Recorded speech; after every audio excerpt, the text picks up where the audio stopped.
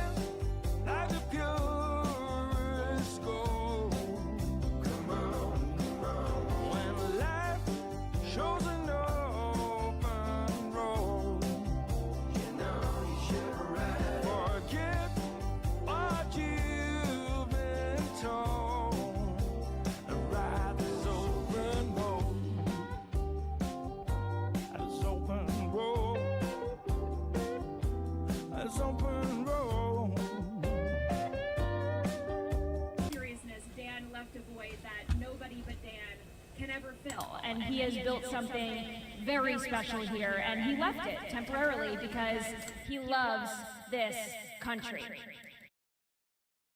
I met almost 10 years ago now. I was a booker at Fox News Channel. I'm sure some of you, if you watch this show, you know this story by now, but for anyone who doesn't know me, Dan heat on TV and on the podcast and on the radio, and he brings eyeballs along with that heat. And when I first started working at Fox, I was in advertising and on-air promotion, and then I got this booking job on Hannity, and Dan was gifted. He was like gifted to me as one of my first guests. Like he was my guy. I was going to start with Dan and some of the other Fox News contributors, and I started booking him once or twice a week. And then that turned into maybe we need him 3 times a week, and maybe we need him 4 times a week. And I think we need to have Dan on standby every night. And when you talk to someone every day, you get to know them on a personal level, and Dan is salt of the earth. He is good people. And, I was probably a little too honest.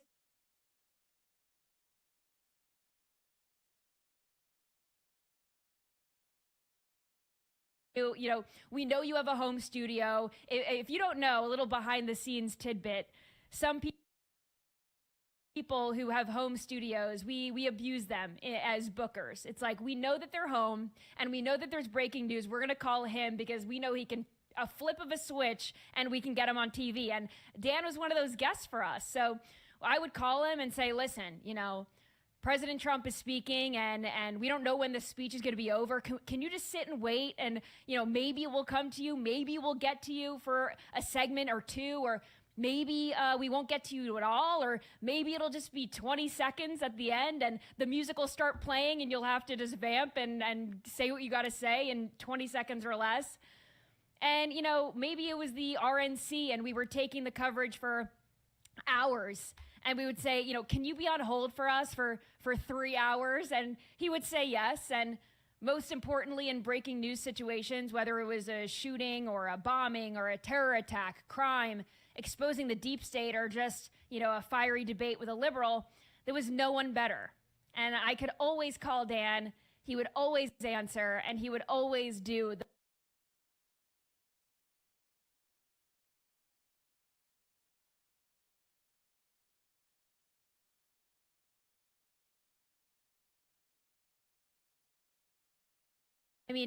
Dan has been there. Anytime I was too nervous to ask for a promotion at work, or I wanted to change gears and do something totally different, or I wanted to change networks and get different experience, or I wanted to transition from behind the scenes to on air, when I wanted to pitch a podcast, and at times, it felt like nobody would really listen to me, but Dan did.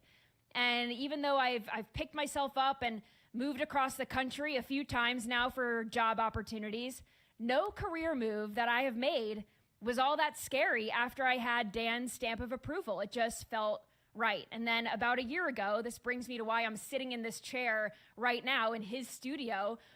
At my job, I was making a week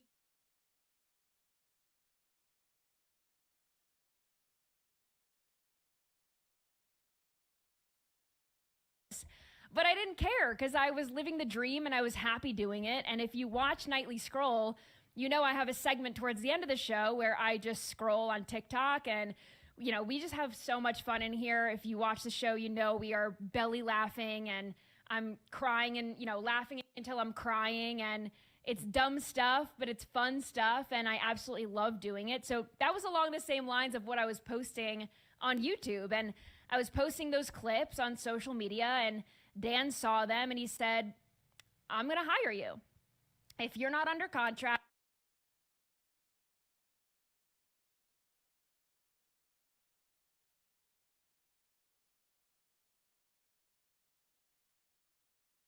and here I am. I'm in, what should be his chair. And I know there are a lot of people watching tonight who are also very lucky to call Dan a friend. Have to keep refreshing, huh? To have Dan in your corner. The media industry isn't always kind. There are a lot of people who will lie and cheat and steal, and they'll clout chase, and they'll want your job, and they're two-faced. And when you find someone in this industry that you can trust, and I mean really trust, you hang on to that. And I'm so glad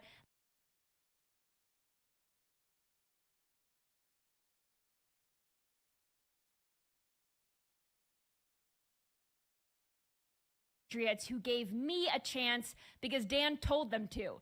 And I know that, and I appreciate that more than you know.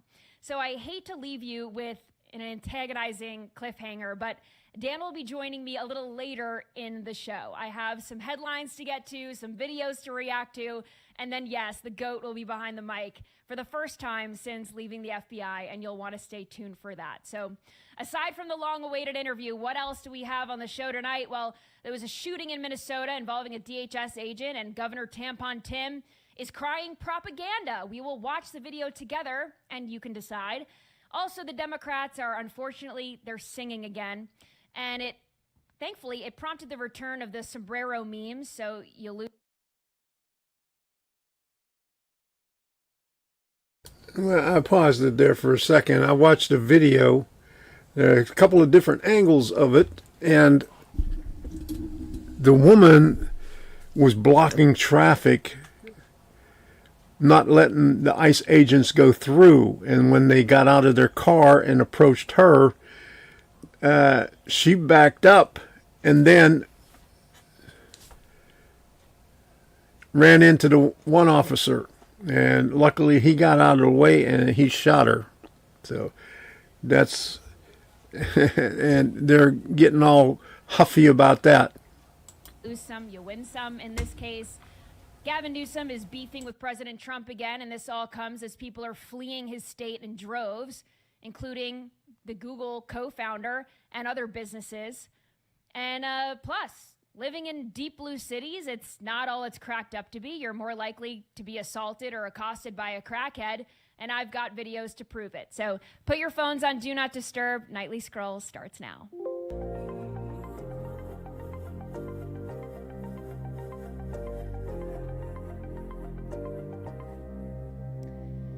Well, as I said, a federal agent shot and killed a Minneapolis woman in what DHS is calling an act of domestic terrorism. So I want to play this video because Tampon Tim says one thing is going on, but let's watch ourselves. Watch.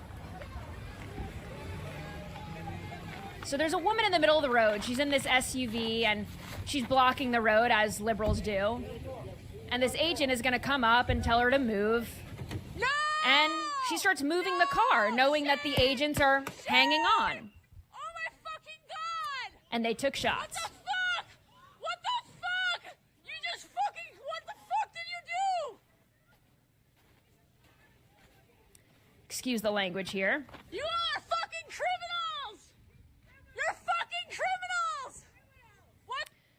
So the protesters blocking the road, as they do. This is what they do best, right? They think they're making a difference by putting agents at risk and inconveniencing everyone else in the community. You know, they just like lay in the road for whatever cause comes to mind, if it's climate or something else. And in this case, she's in the middle of the road blocking traffic. And a federal agent, as we all saw in this video, approaches the car, attempts to speak to this driver, but no, she starts backing up and then speeding off, knowing that there are federal agents hanging onto her car. So here is what ICE had to say on X earlier. This was their explanation here. Today, ICE officers in Minneapolis were conducting targeted operations when rioters began blocking ICE officers, and one of these violent rioters weaponized her vehicle, attempting to run over our law enforcement officers in an attempt to kill them. This is an act of domestic terrorism. An ICE officer, fearing for his life and the lives of his fellow law enforcement and the safety of the public, fired defensive shots. He used his training and saved his own life and that of his fellow officers. The alleged perpetrator was hit and is deceased. The ICE officers who were hurt are expected to make full recoveries. This is the direct consequence of constant attacks and demonization of our officers by sanctuary politicians who fuel and encourage rampant assaults on our law enforcement, who are facing a 1,300% increase in assaults against them and an 8,000% increase in death threats. End of quote there. But Tampon Tim Walz, of course, had to weigh in on the chaos going on in his state. And he said this on X. I've seen the video. Don't believe this propaganda machine. The state will ensure there is a full, fair, and expeditious investigation to ensure accountability and justice. Okay, well, sure, investigate, that's fine. But how, Tampon Tim, is a video of the incident propaganda? This is all over social media. This isn't edited. This isn't AI. I don't know how you try to spin this narrative, but they do. You know, we, myself, everyone watching this in the chat, we don't believe the media anymore. Not the mainstream media. We don't believe politicians. We trust our eyeballs and we trust our instincts. And Democrats hate that. They really hate that. And they built that reality from the ground up. Democrats demonize federal agents. They demonize law enforcement and the Trump administration. Democrats are the ones that set the tone. They call Trump Hitler. They call anyone in his inner circle Nazis. They call ICE, President Trump's secret police, his Gestapo. And I want to reiterate, in case you didn't get that into your heads, attacks on ICE agents are up more than 8,000%. I remember before those LA riots, when that number sat somewhere around 400. ICE agents have had cinder blocks and bricks thrown at them during riots. Now protesters who have nothing better to do than to stalk agents and film them and accost them all day. They are being trained at different seminars on how to resist ICE and the Trump administration's efforts. Make no mistake, the radical left has riled up their extremely violent base with their own rhetoric. This is their own doing. And they have made the other side an enemy that is so evil that they feel justified in destroying it and killing it. The left, for a long time, but certainly since 2020, has created an environment where their most mentally unstable and deranged supporters feel comfortable taking out the other side by any means necessary, attempting to kill members of Congress at a congressional baseball game. Do you remember that? Thankfully, Congressman Steve Scalise survived that attack. People forget that this has been going on for a long time, too long, and it's only ramped up. And President Trump has withstood multiple assassination attempts. Teslas are keyed, charging stations are firebombed by trannies. Vice President Vance's Ohio home was broken into with a hammer just this week. Innocent people are killed in their places of worship because these evil freaks think that they have a shot to win in the battle of good and evil, but they will never win. So how do we combat this rhetoric? What do we do? Where do we go from here? We must get focused ahead of these midterm elections. This is everyone in the chat. Tell everyone you know, everyone watching. Republicans, they don't usually get too excited on these off years. We have to keep this momentum going. We've got to hang on to this majority in Congress. And I hate to say this, but our Republicans are crap. They don't do shit about anything. One thing on our side. While the Democrats are violent and dangerous, they are also totally retarded at the same time. And they give us no shortage of content for me to make fun of, at least, which brings me to last night. And this apparently happened just after I got off air. So I wasn't lucky enough to cover this last night with my whole January 6th show. But apparently the Democrats led by Chucky Schumer, made fools of themselves at a candlelight vigil they held for January 6th. Get a load of this. Let us remember the attack on January 6th is not over.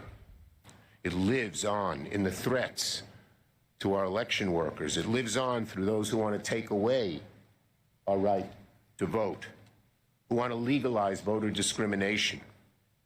We must never, never, never stop fighting for this beautiful democracy, which January 6th showed us is more fragile than we ever imagined. Well, our constitutional republic is just fine.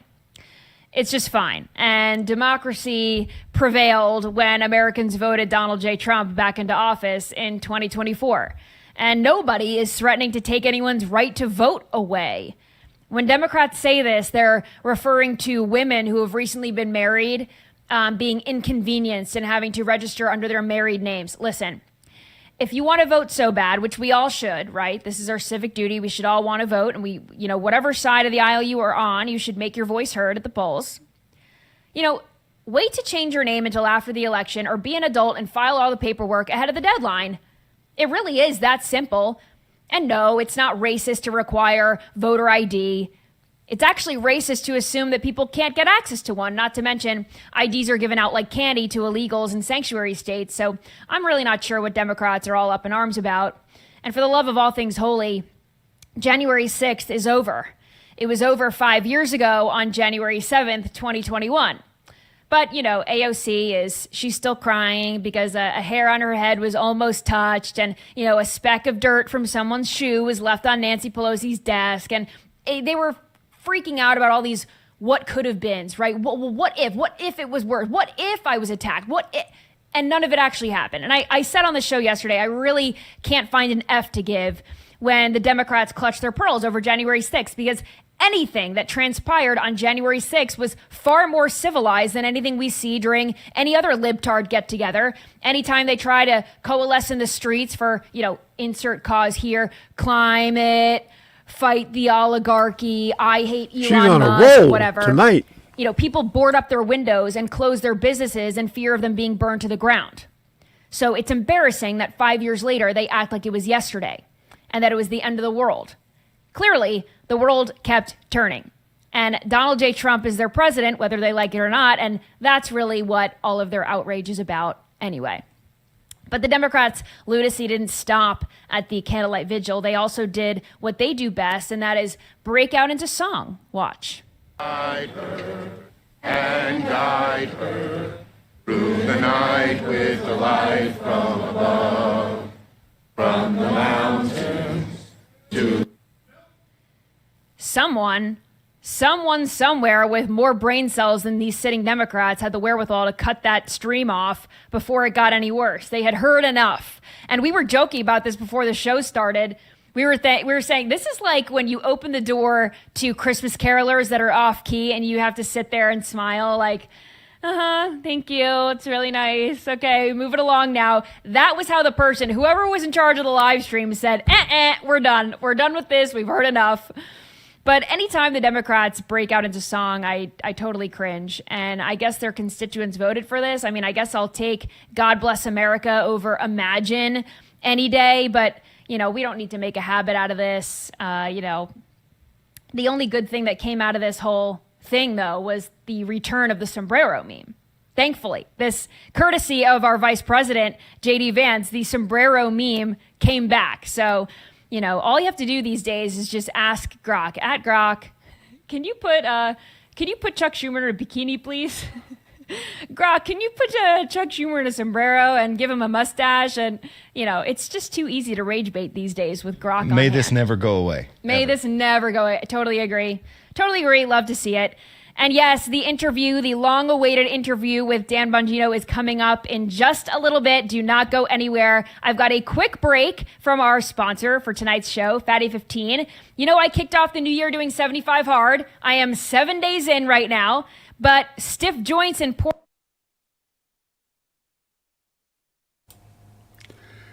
I was on X a little while ago and commenting on, that because there was a lot of libtards on there from Minnesota saying that they're gonna she was in the right and he had no business shooting her. They're shooting her from the side.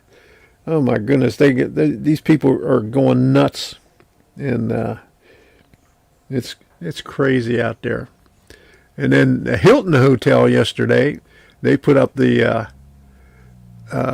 deal saying that they apologized and they were going to block that one location from being on their system. And Nick Sorter went there again last night and tried to get a room, and the guy says at the desk says, would you like to use your Hilton Honors rewards? And so they were still in the system. So Hilton didn't shut them off. So I don't know what's going on with that. So it's crazy. So here we go. I think the commercial's over. Newsom would, try to take a little hiatus in between getting totally ripped to shreds by Nicki Minaj and now this reignited beef with President Trump. You would think he'd want to stay out of the spotlight just for a little bit. But, we know that what's happening in Minnesota is happening everywhere, and it's certainly happening in California. And now an official investigation is underway, as it should be. There should be one in every state. This is why DOJ is so important. But President Trump, he took aim at Newsom and a few others, specifically related to his cognitive abilities. And boy, POTUS did not hold back. Watch this. We should give everybody, like, these competency tests, right? The cognitive, they call it cognitive. I'm the only president that went for cognitives. I think every president and vice president should be forced to take cognitive exams, mental tests, like, are they intelligent? Wouldn't it be nice? Do you think Walz could pass a cognitive test, as an example? Do you think Kamala could? I don't think Gavin could. He's got a good line of crap, but other than that, he couldn't pass. I mean, here's a guy who didn't want to have water coming down from the Pacific Northwest. Why? They have a little tiny fish, this big. It's a little tiny fish. Not doing well. You know why? No water. They're sending water. It's too much. It's killing the fish, so they cut it off. And then they have 25,000 houses burned down. They don't know why. No, I think, I believe in it. I'm the only one that took a cognitive test. Yes, and he passes with flying colors.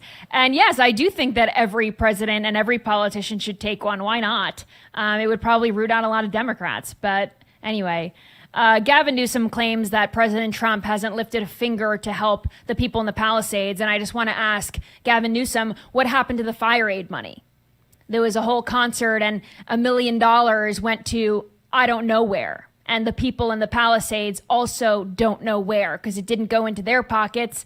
And just a year later now, people are just starting to rebuild the first homes in the Palisades. Just a few weeks ago, we reported on that. Families never received aid from, all of these supposed well-meaning NGOs and charities, and, insurance coverage was denied, not to mention all the money that Gavin spends on healthcare for illegals. I think it's fitting that California is going to be under a magnifying glass. But now reality show star Spencer Pratt, he's been super outspoken against Newsom and all of this. He's thrown his hat into the ring for LA mayor, announcing a run for office after he lost his home in the Palisades. And this is what he had to say. The system in Los Angeles isn't struggling. It is fundamentally broken. It is a machine designed to protect the people at the top and the friends they exchange favors with, while the rest of us drown in toxic smoke and ash. Business as usual is a death sentence for Los Angeles, and I'm done waiting for someone to take real action. That is why I'm running for mayor, and let me be clear, this isn't just a campaign. This is a mission, and we're going to expose the system. I love to hear that. Anytime someone says they're going to root out corruption, that all of these politicians are running scared. And you may remember LA Mayor Karen Bass was elsewhere during all of these fires. So the pristine weather, and beaches are not enough to keep people in California, or businesses for that matter. Google co-founder Larry Page is taking businesses out of California and incorporating them in Florida and Delaware to evade a wealth tax supposed to hit California by the end of last year, so in effect now. Google itself not leaving California, to be clear, but Larry Page's other business ventures, Coop, One Arrow, Dynatomics, and Flu Lab LLC have all been filed out of state now. And it's not just business owners fleeing Democrat policies and all the damage that they leave in their wake. It's people looking for jobs. You know, California is a big outbound state. New Jersey, New York. Hey, I was one of them. I grew up in New York. If I could live my life safely and happily in New York, I would have stayed. My family's there. My friends are there. If I could afford to give my future children the life that I had in New York, I would consider staying, but it's absolutely impossible. Not to mention, when I was living in New York City, it was really unsafe. I tell these stories all the time on this show, so I won't repeat myself, but you know, it was very unsafe. And my roommates, I mean, we all had instances with crazy homeless people and on the subway and all this. It's just dangerous. And it's not getting any better. I mean, I've talked about this on this show before. There are a whole host of New York City influencers who are getting punched in the face. This has been happening for over a year now. Well over a year. And now this almost happened again. So this is under Mamdani's watch, and it's certainly not going to get any better, but here's Exhibit A. Watch. PSA, if you live in the financial district, I just dodged an uppercut to my face. Would have been punched had I been staring at my phone. Luckily, I saw this guy as I was crossing. He was like 5'7", 5'8", distressed clothing, acting in a state of disarray. So I honestly was kind of prepared to be swung at, and I literally like dodged. And there was a kind man there who asked if I was okay right away, and I am. I'm just like totally caught off guard because he swung with full force, and like, oh my God, it makes me want to cry. But I was outside of the Anthropology in the financial district. I don't know if this is helpful, but I just wanted to say something in case other people are in the area.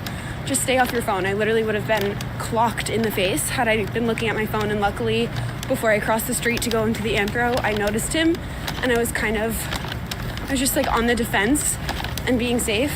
But that's the warning. It's Saturday at like 5.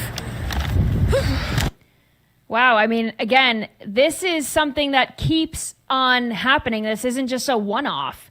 I mean, there's probably, like 5 influencers that I follow that got punched in the face, and then this one just came up on my For You page, and if I had to guess, this isn't going to be getting any better considering Mamdani's policies. His policies are also openly discriminating against white people. We've covered this all week about his, tenant director or whatever her name is, and she's all concerned about how white people are so bad. She's white, by the way. But I found this video of a Ukrainian refugee experiencing blatant racism in New York City. Watch this. You white fucking bitch! I never will You hear this woman screaming at her, and the video says this. Living in New York City, you can face racism even as a white woman. Today in the subway, this woman started yelling at me because of my white skin. She was offending me for oppressing black people, and I wasn't even reacting to her. She kept screaming, "It's not your land." And this Ukrainian refugee who posted this video said, well, she's right. It's not my land. I'm Ukrainian. I'm in the U.S. because there's a war in my country. I didn't choose to leave my home. I was forced to. I never oppressed black people. I had never been racist. And she claims, this Ukrainian refugee claims, this is what reverse racism looks like. Hate based on skin color is racism, no matter who it is coming from. And I'm being interrupted, I think. Someone is just stepping into the back. He might be getting his set ready for when, well, I won't announce anything just yet, but Justin, remember this? he's making himself at home. Remember playoffs? I love it. He's already getting ready. Just a little, Let's do it. let's do it, shall we? Let's not waste any more time. I've just been sitting here vamping, waiting for you. If I have poor mic discipline, make sure you tell me, guys. I'm supposed to be eating the mic. How you been? I've been It is great. good to see you, man. It's great to see you, and I was gonna say, it's a little weird that we were kind of 2 ships passing in the night, where I came on and we were talking about me starting this show way before the FBI job even Well, I came didn't to know. be. I mean, I never mentioned that to you because No. it was not in the, what do they say, the bingo card? Like, I never had, No idea, right? By the way, the president calls, though, and asks you to serve. The only answer is yes. But I got to tell you, I did feel bad because I knew the Bongino Army. You guys are, and ladies out there, are freaking rock stars. Like, I love you to death. You have no idea. And, this experience is very illuminating. Like, you see who your real friends are. And you guys are freaking studs. Look at the chat already. The chat is below. Break It's that so sucker. fast. You I can't know, it's not read even it. it's not even on my channel. So wait till our channel comes back. But I felt kind of bad because, and this is how I know Haley's a real rock star, and you really was. Like, you could have said, hey, I didn't sign up for that. Like, I signed up to be part of the Bongino Army, there's not the Haley Army yet. Like, we want to, and you not only did you stay, but you became a really, like, high-level, top-level broadcaster. Your show's amazing. I watch it, and it's just, like you said, I think it's just good to be back on the other side. Good to be back. Yeah, man. I used to, once in a blue moon, I would just pop by and drive by the studio, and I would be envious of you. Look at that chat, man. You guys, I missed you guys so much. You have no idea. I really, really missed you all. So it feels like my extended family. But the show's going great. I hope you didn't mind me barging in early. Oh, not I at just all. saw the crazy cat lady thing, and I just had Oh, you had to take it out? Oh, yeah. Had to Well, go. that's not mine. Guy put that up there I know. on my behalf. That's a joke. Justin, you remember that was from the audience. That was the whole. Do you? Oh yeah. So I'm a cat lady, but I'm not crazy. What do you want to talk about? I mean, Where do we start? where do we start, right? Yeah. Well, I want to start with you getting that call from the president Yeah. and what that was like to kind of know that you had all of this, that you were going to have to give up temporarily. And I'm wondering, when you did the last show, Yeah. how long did you think it was going to be until you came back? Did you know Well, at all? we always had planned for the first year. So it's funny. I got to get to that question. So don't keep that question in your head. But it just reminded me. When you read the media spin, but you actually see from the inside what's happening. However bad you think the left-wing grifters in the media are, Haley, I promise you they're 10 times worse. The timeline was always for me to do the first year and help the Trump administration with my law enforcement background. Cash is a really, really good lawyer, had DOD experience, but they wanted someone with law enforcement in the experience, in that seat, excuse me. I love the job, I wanted it, and this president is just an amazing guy. So I'm sitting there in my house. You've heard the story 1,000 times. I know you have. Justin's heard it too. He could recite this story himself. But I'm sitting in my house. I think it was like a Sunday night. I remember it was 8:20. The only reason I remember it was 8:20 is because I was falling asleep and I looked at my phone and it said Trump. And I thought, wow, this is pretty amazing. Like, the boss is calling, we talk, but not that often. I mean, he's a busy guy. And I thought, what's this about? And, he asked if I wanted to take the job, and I was floored. I was like, of course. I mean, I really hadn't thought anything through. Right. It would have been kind of talked about a little bit, but I don't know, it was just it just went down really fast, I guess is what I'm getting at. Is that what you thought the call was about? No, I had no idea. Okay, I had so no total idea. surprise. So I'm sitting there, and I'm, I think I was falling asleep in the chair, and I woke up with, groggy voice. Groggy voice is the worst, right? And I'm thinking, I hope he doesn't think I'm hungover or something like that. So I'm trying to, before I answer, I'm trying to, clear my throat. Wake up. Right, wake up, smack yourself and stuff. And I get on, I'm talking to him. And this is how awesome this guy is. I mean, I tell you, it was the honor of a lifetime to work for him. He is just, the guy is just a get it done, no bullshit, go get the bad guy's guy. And I'm telling you, man, it's like working for the Lone Ranger. It was awesome. But he told me this story. This is how he is. He's an amazing guy. He says, so you want to take the job? And I said, yeah, I'll take it.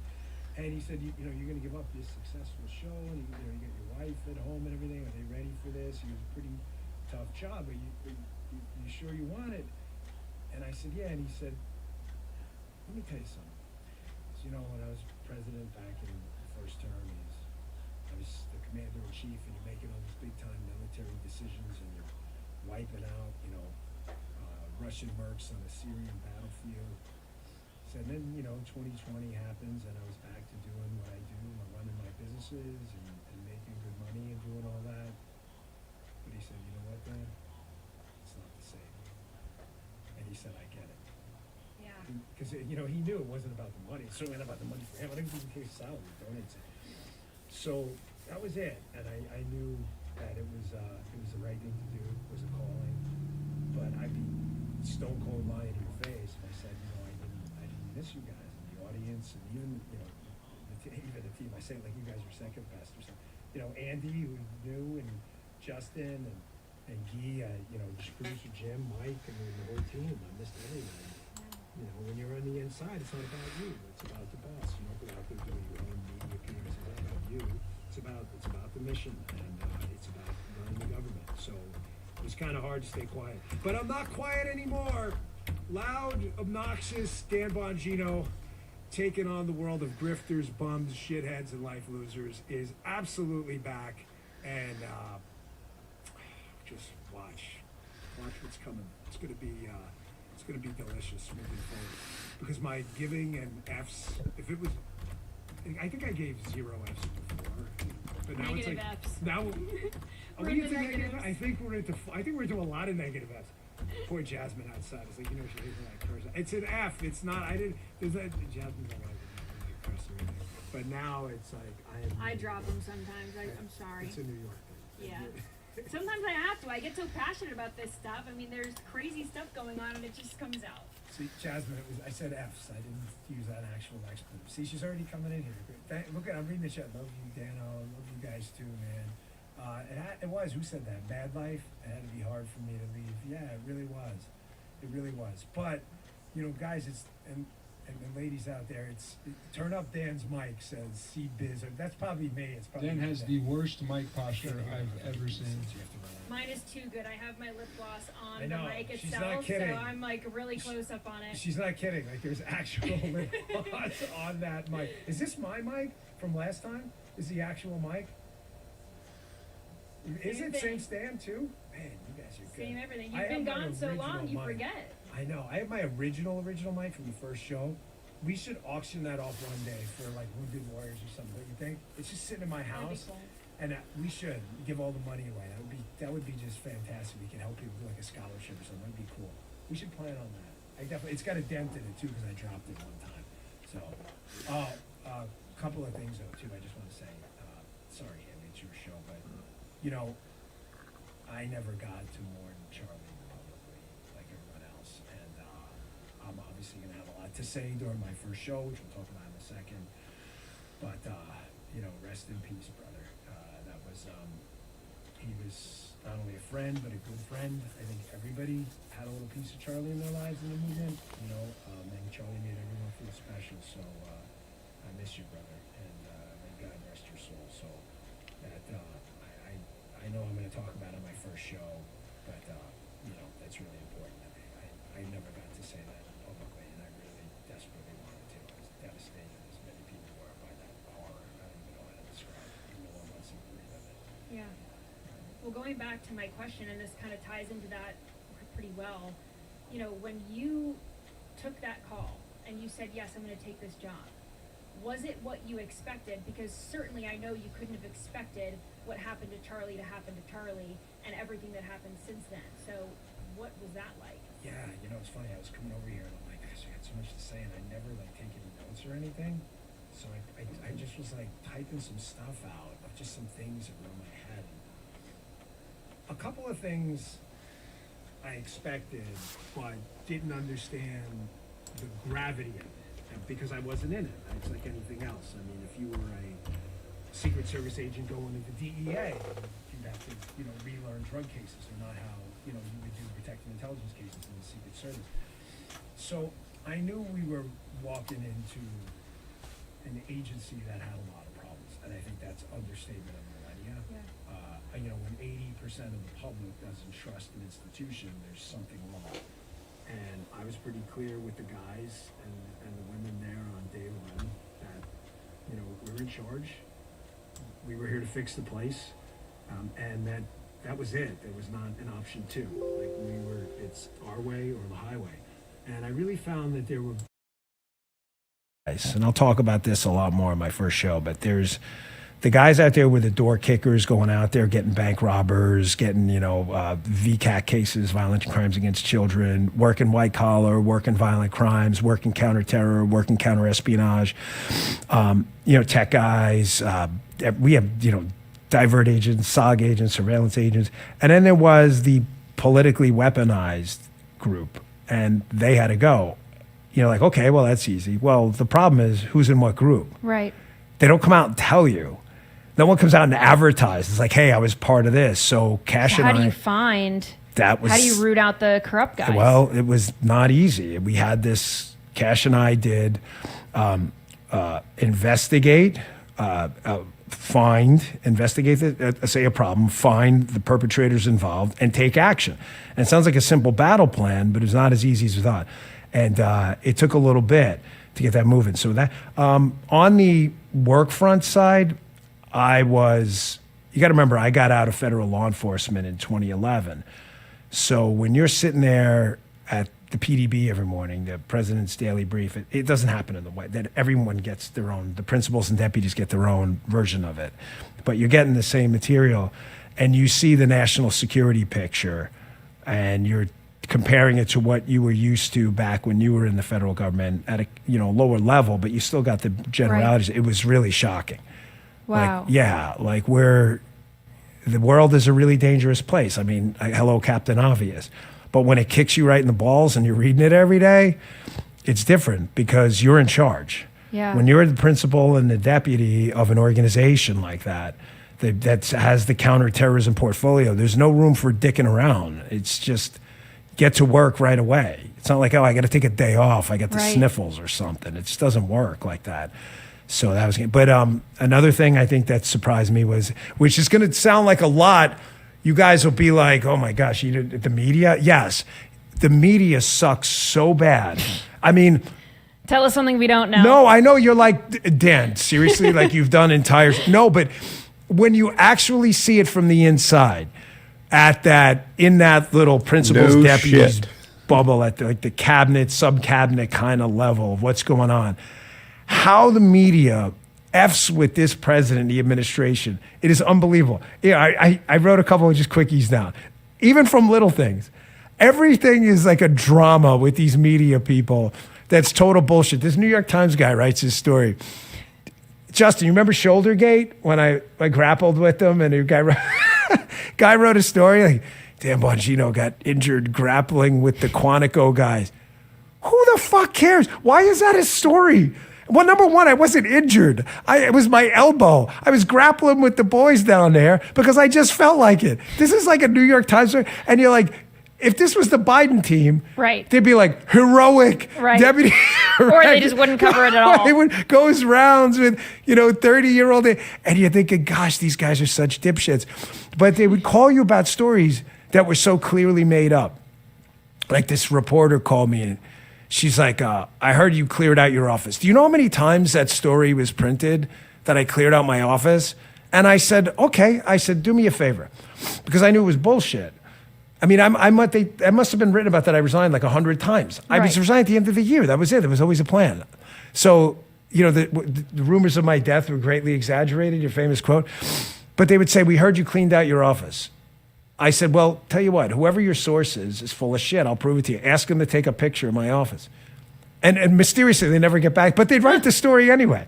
Like, they're just so full of shit. It's unbelievable. What was another one I wrote down? Well, we know that the media is a threat, but you said that the world is a really dangerous place, and this job opened your eyes to that.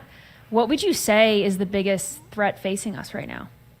I mean, it's hard to say what the biggest one is, but, obviously China is a massive threat on the surveillance front. There's a lot of that.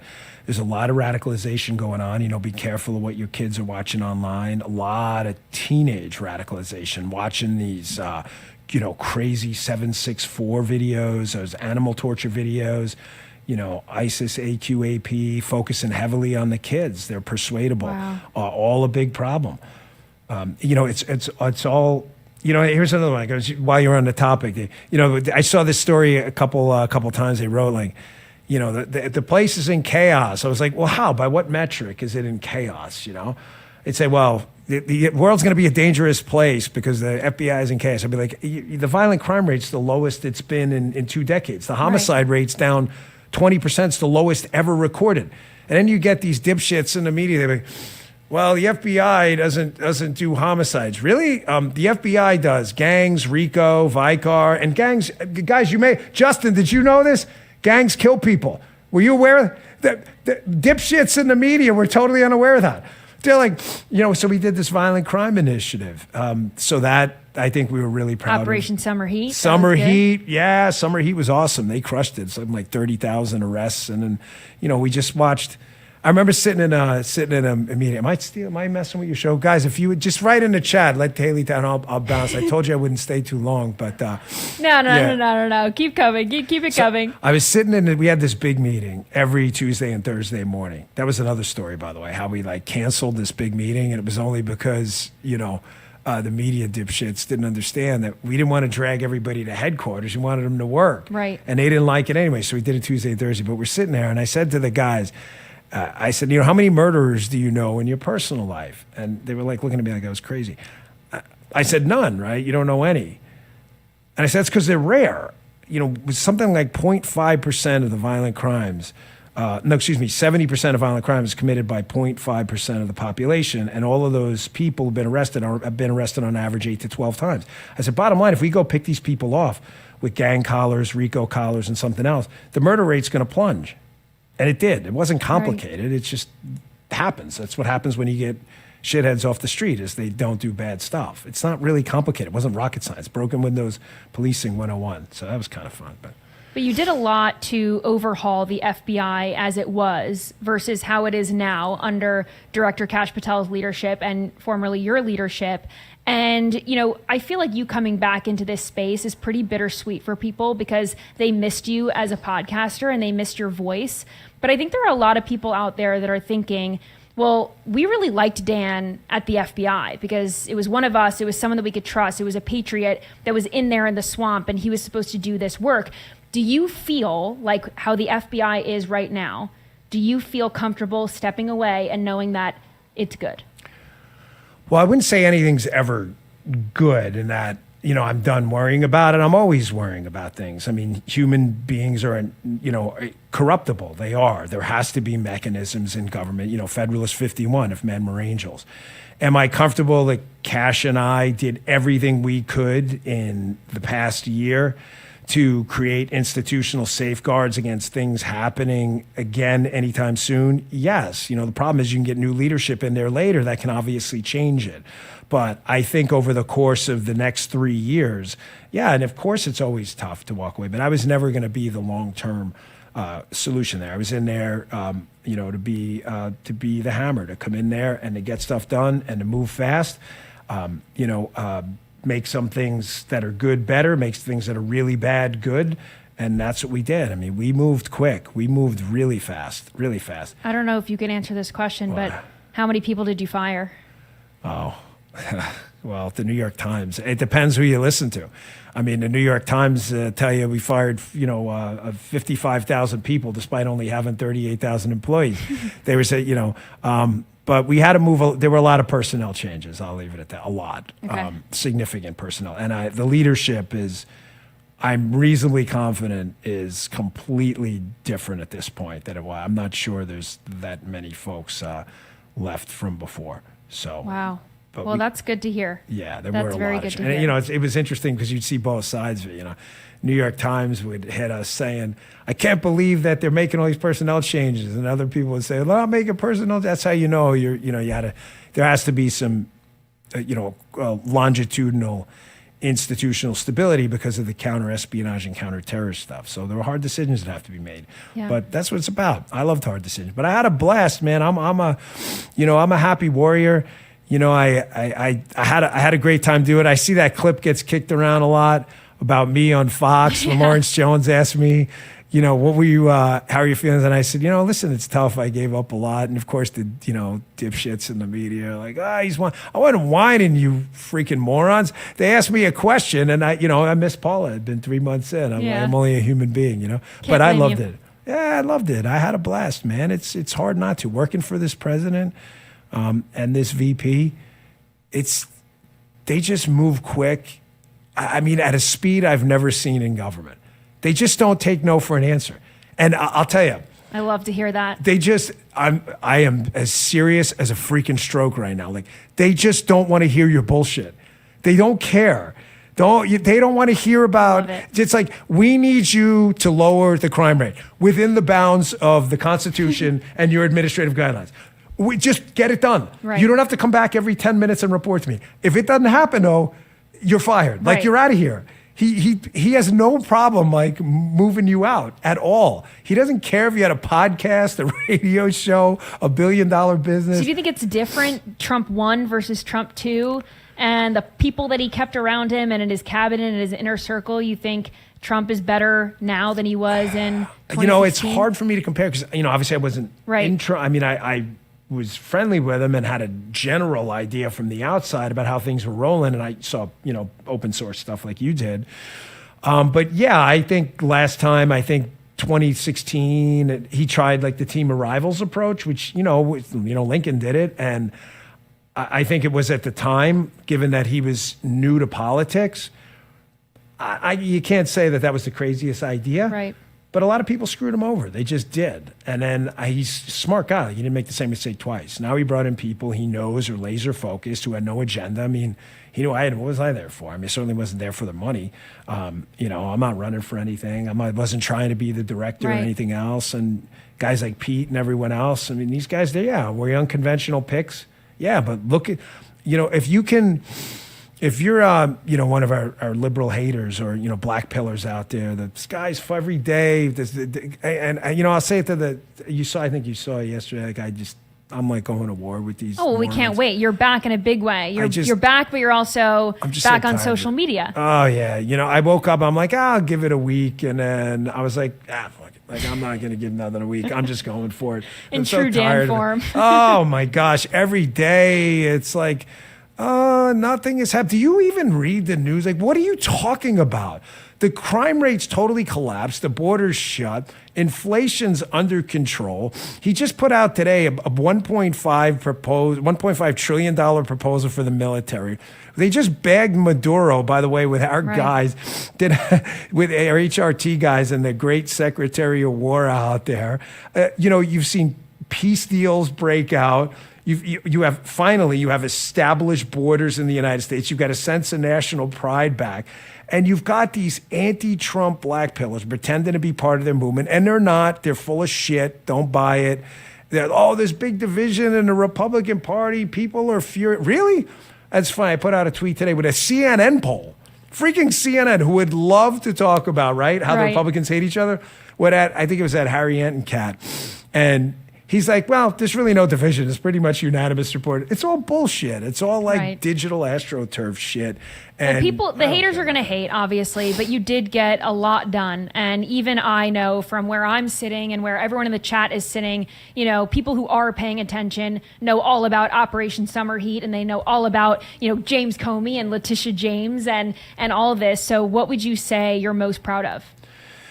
Man, I mean, we did a lot, and I don't want to take any kind of celebratory victory laps, but, the pipe bomb case was definitely sensitive, obviously. There was a lot going on. That's an ongoing investigation. But sitting there, I was sitting down, and it was I had brought in a different group of guys to take a look at something, and I got a call from a supervisor, totally out of the blue. And he said, hey, boss, are you sitting down? And I said, yeah, why? And he said, I think we got a suspect in this case. And I got to tell you, I was like blown away because I know we'd been busting our ass on it for a really long time. So there were a lot of down moments too, though. I mean, I will never forget sitting in my office in the 7th floor in the Hoover building, which we shut down, by the way, after like 500 years of finagling about it. I mean, it was ridiculous. They want to build some like $5 billion facility in Maryland. We're like, screw that. We're going down the block to the Reagan building. All we got to do is refurbish it. But I was sitting there, with Gail Trotter, who some of you may know from, but she was my lawyer. She was my general counsel. And we were trying to figure out a way to fix this administrative problem, but it made it up to my level. It was getting to be a real pain in the ass. And I see, was it Sandra Smith on Fox? And having had it, I mean, who knows Fox better than you, Yeah. but having had a show myself, and you worked there for years, like the golden rule of TV, live TV, is you never stop talking, ever. You don't just stop talking on TV, or you go to a cut, or you go to B-roll, or you go to a commercial. So I have the TV on mute, and I'm going to move this a bit, but I see Sandra Smith go like this, put her head in her hand, and I notice her lips aren't moving, like she's not talking.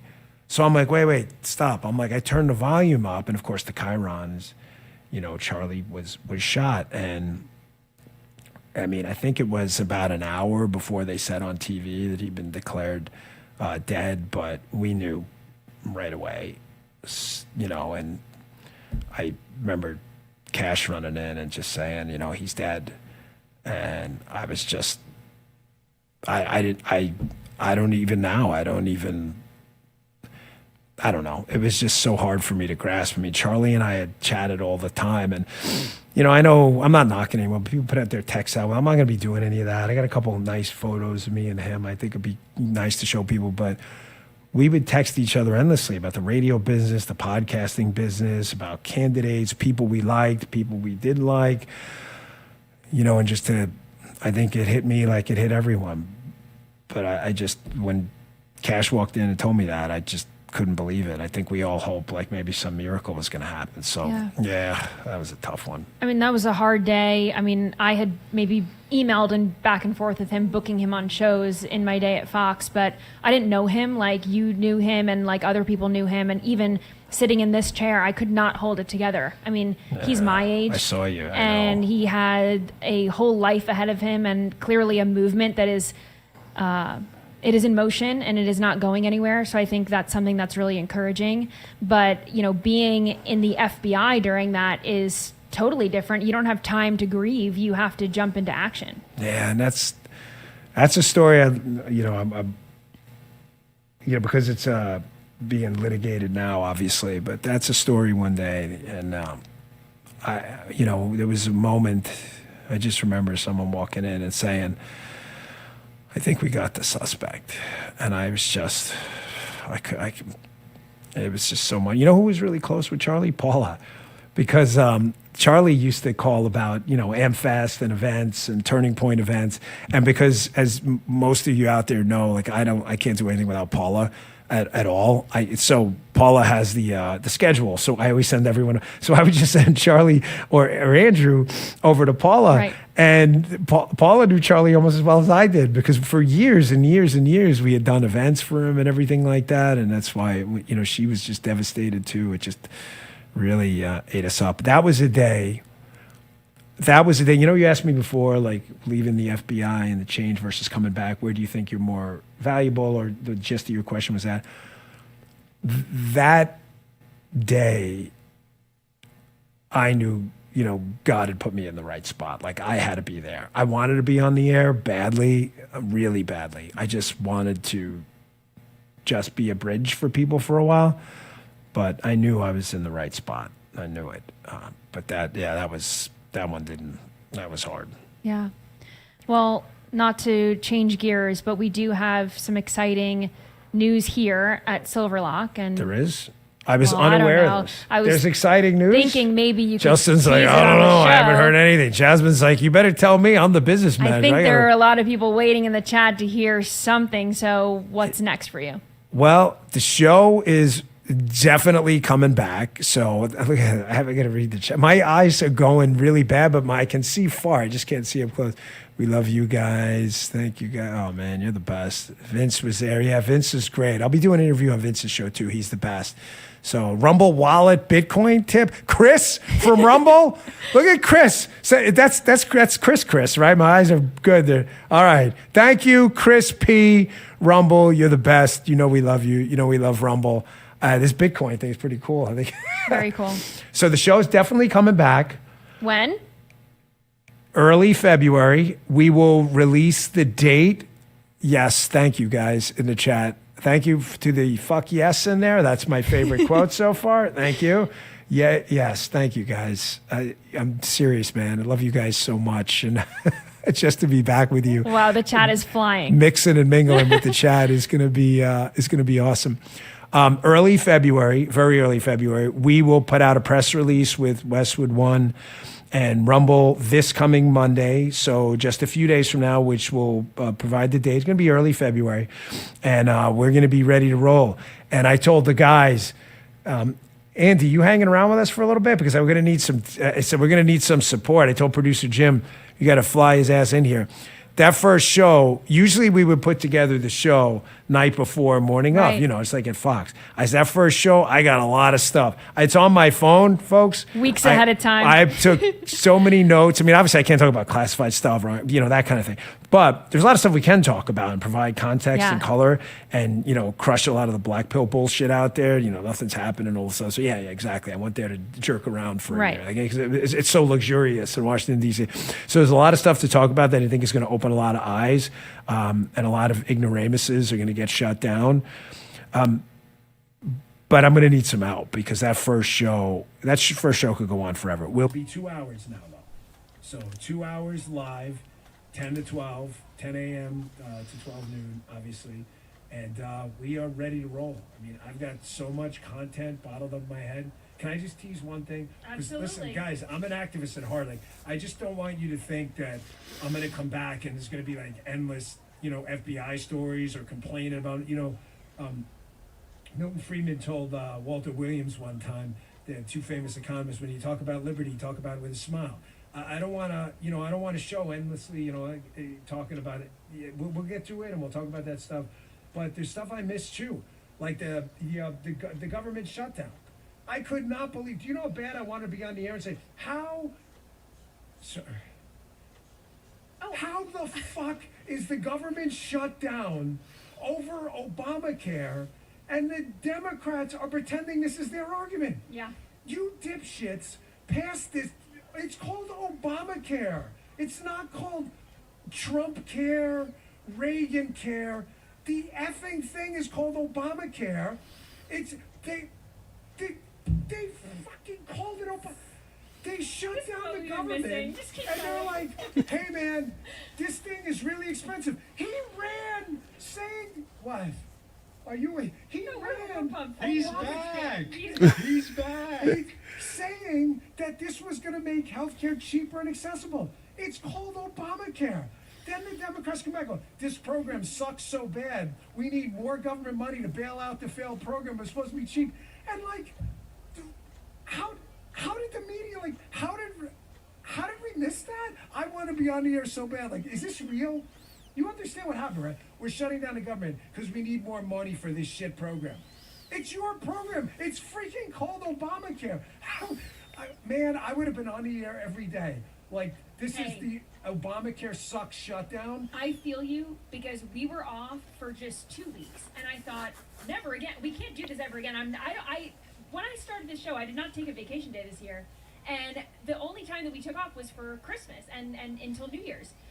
The Minnesota Nick Shirley thing happened. The Venezuela thing happened. I said, I need my show back. So I cannot imagine what you feel like. You know, sitting in D.C., you're in the swamp, and there's all these things happening, and you just can't talk about it yet. But we're coming to the end here, and I was going to ask you what you're most excited about to talk about on day one.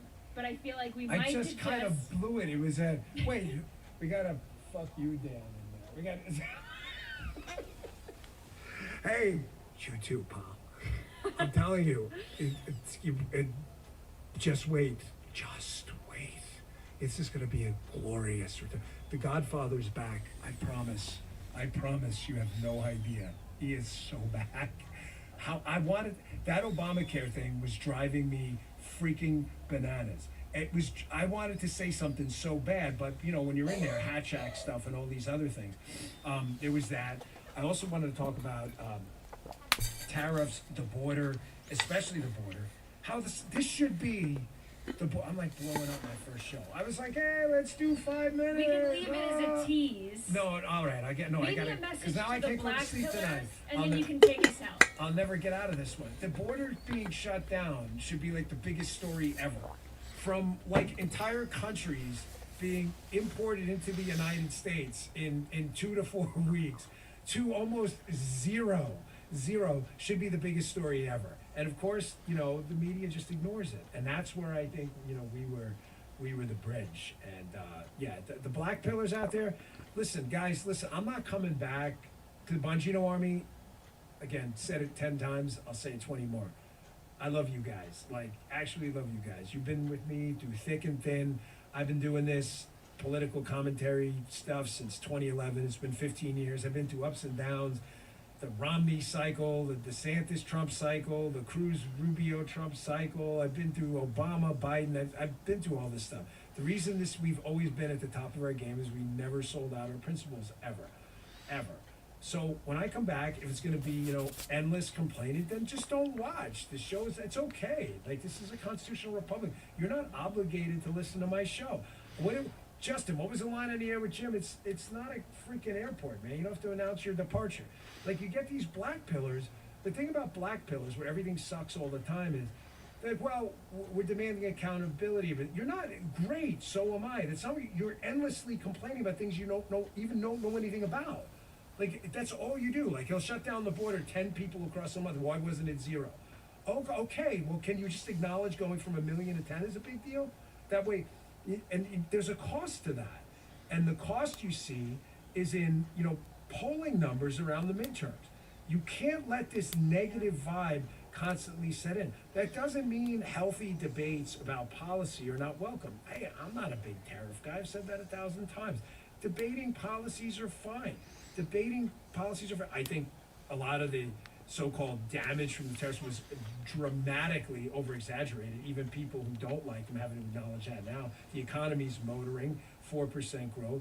But the black pill complaining and whining all the time about the administration, it's just like, man, what team are you on? Holy Moses, man. So you don't have to watch. It's okay. There's a door. You know, go find the freaking exits, because I don't really give a shit. I'm not here for anybody's money or anything like that. I'm too old for that shit. Well, we're all very excited to have you back. So I just want to say, welcome back, welcome home, and thank you for your service. And thank you for coming on Nightly Scroll. I appreciate it. Now, I'm going to move this over so you can take back your desk. All I'm going to say is thank you so much for watching tonight. I know this interview was long awaited, and it was great to be sitting next to my friend and my mentor, Dan Bongino. He is back. So we will see you tomorrow.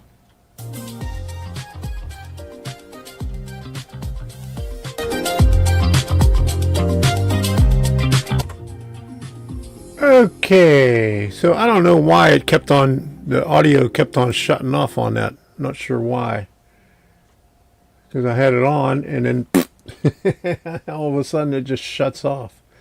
Maybe when I switch things over here. Let me do this. Wait a minute. Let me try this here.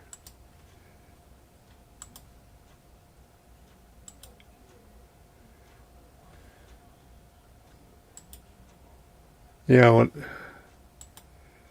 when I switch from one screen to the other one, you know, when I what did I do here? Yeah.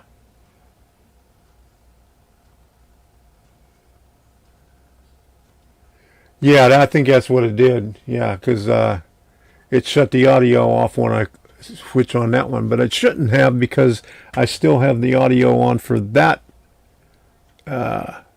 scene right there. So, not sure why that happened, but it happened. So, thank you for that. So, a lot has gone on. Like I said in the very beginning, Minnesota is turning into a shit show. Let's see what they got over here. Oh, wow. All these people that are commenting, trying to tell me...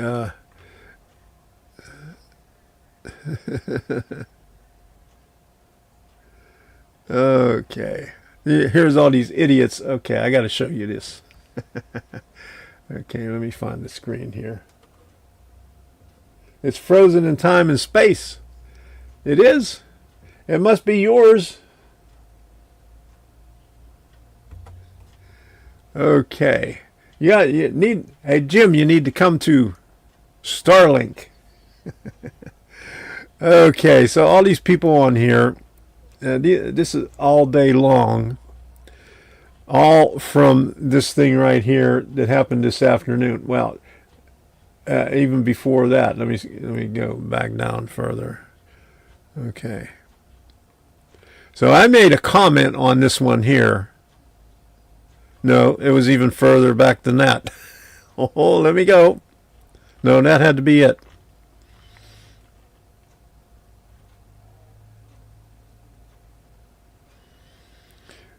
I guess this is a guy first one in there, but you can see how long these idiots just keep on going and going, saying that the lady was in the right. She is a paid protester coming from Missouri.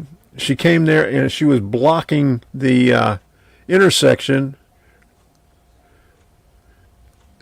Let me see if I can find it here. Where's my bookmarks?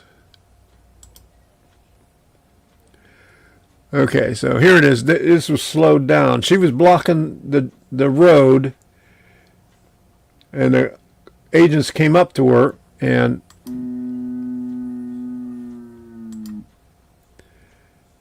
so she's trying to get away, and she tries to run over that officer there, and he shoots her.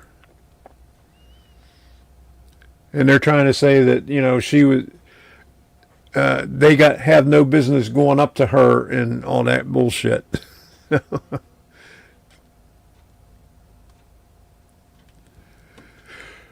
So and there's going to be all kind of shit going on in Minnesota right now, or Minneapolis right now. Okay.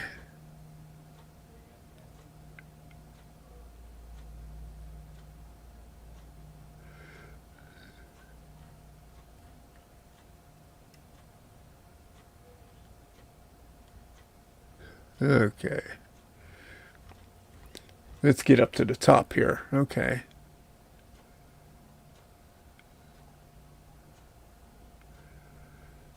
Yeah. And this guy's going crazy here. He, him.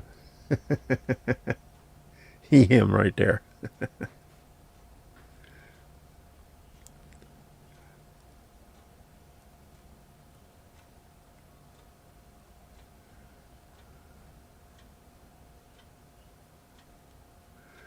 Yeah, so the guy that shot her, who was walking around and giving demands or orders or something to others after the fact, was actually injured and drove off to get medical attention. Is that correct? This is in response to another one that I told him. The same place you saw a person sit in the car, there was two people in the car. Yeah, so that's an hour ago. I'm tired of responding to them assholes. They're still going. And that was like 3 hours ago, 4 hours ago. They just don't know when to shut up. I mean, the same thing happened when I had my account on. Yeah, if they tell you to stop, then you stop. That's for sure. I mean, but the lady was there blocking the traffic because they were trying to get through, and she was there blocking the traffic. So they came up to her, and she'd go, tries to run them over. What's the channel? Oh, that thing is over there. That's followers. That's from the Rumblebot thingy.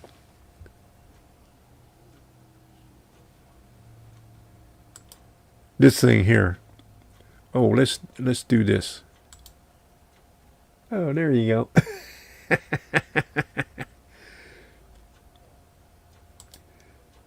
All right. So that's my story.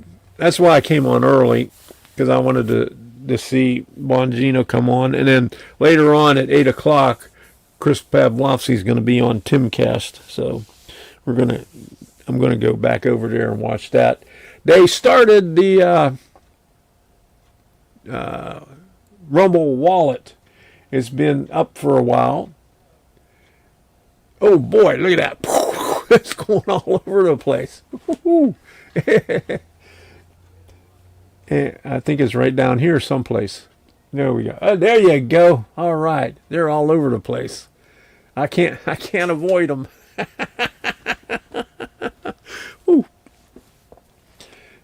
But it came out about a week and a half ago for premium creators, but the only problem is I wasn't able to access it.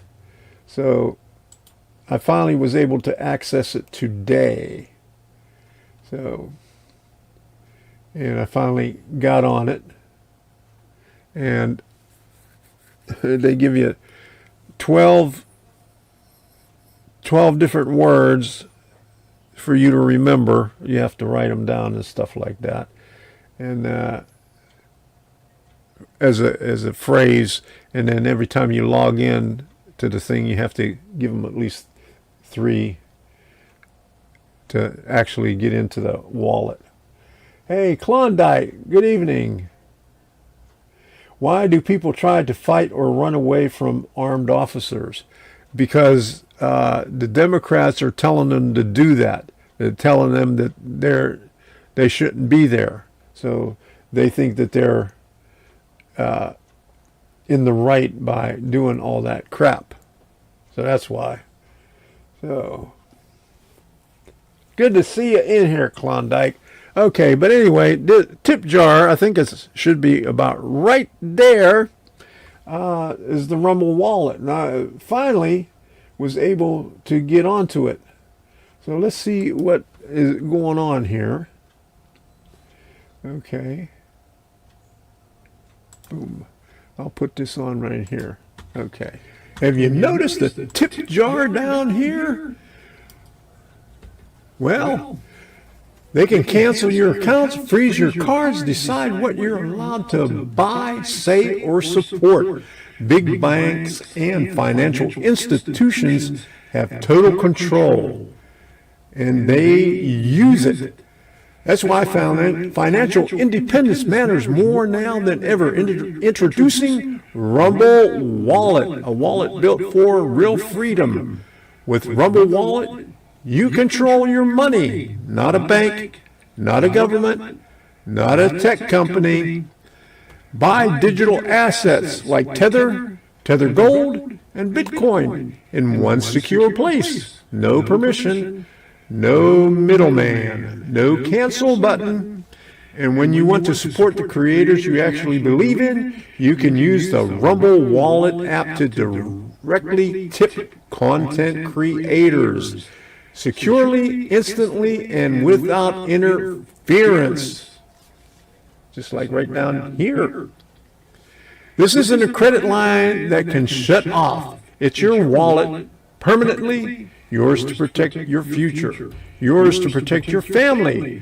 When the system fails, when institutions turn on their own people, financial sovereignty is the difference between security and vulnerability. Rumble Wallet isn't about politics. It's about freedom, ownership, and protecting what's yours. So take control today. Download Rumble Wallet now and step away from the big banks for good. True ownership, true protection, true financial freedom. And I did it earlier today, and you can do it too. All right, so the QR code was supposed to pop up there, but I guess it didn't. So don't know what's going on with that. So anyway, got that out of the way. All right, so okay. Woohoo! I did a live stream this morning on, well, I out of the ordinary. I did the water tower start to finish, half of it anyway, because it's about 10 hours of video. And so got that out of the way. I'll be doing it again tomorrow morning to finish it off. I did about, maybe 5.5 hours, so we're halfway through. So, Wig Wag, how you doing? Good to see you in here. Nice to see you again. Thanks for stopping in. You finally made it over onto the Rumble side. I really appreciate it. All right, so anyway, I worked a little bit more out in the yard. I finished everything up, got more sod, leveled off everything, but I didn't take any video, so I won't bore you with that today. So been starting to use Rumble more, going to start uploading a bunch of my videos here. Wow, good deal. I'm glad you are. You'll like it. There you go. All right. So I think I'm following you. I think. Let me see. I got to check this out. Hold on a second. And one thing about Rumble, if you put something up, if people are following you, then they get notified. So account settings, I'll look over here. Come on, account settings. Okay. Follower and subscriptions, manage not manage channel, followed channels. Okay. Go boom. Go the opposite way. Wigwag, 5 followers. There you go. All right, so there he is. Right there. Let me see. I'll put on instant, so whenever you got something on there, and pipe, hey, there you go, and pipe smoke and stuff. That's a good thing. So I got you up there for instantly notifications. Okay, so there you go. Everybody that I know, I got instant that put stuff up. I got instant notifications. They send me an email, and I seen Jim's deal the other day on insurance companies, and I got a thing from the insurance company. Wait, let me go get it. Let me get back. Let me see, which one is this here? I'll be right back. B. Boom, boom, that knock on your door. It's sounding further away. Don't lose sight, life was times before. This is now today. When life shows an open door, come on, step through. A chance like the purest gold.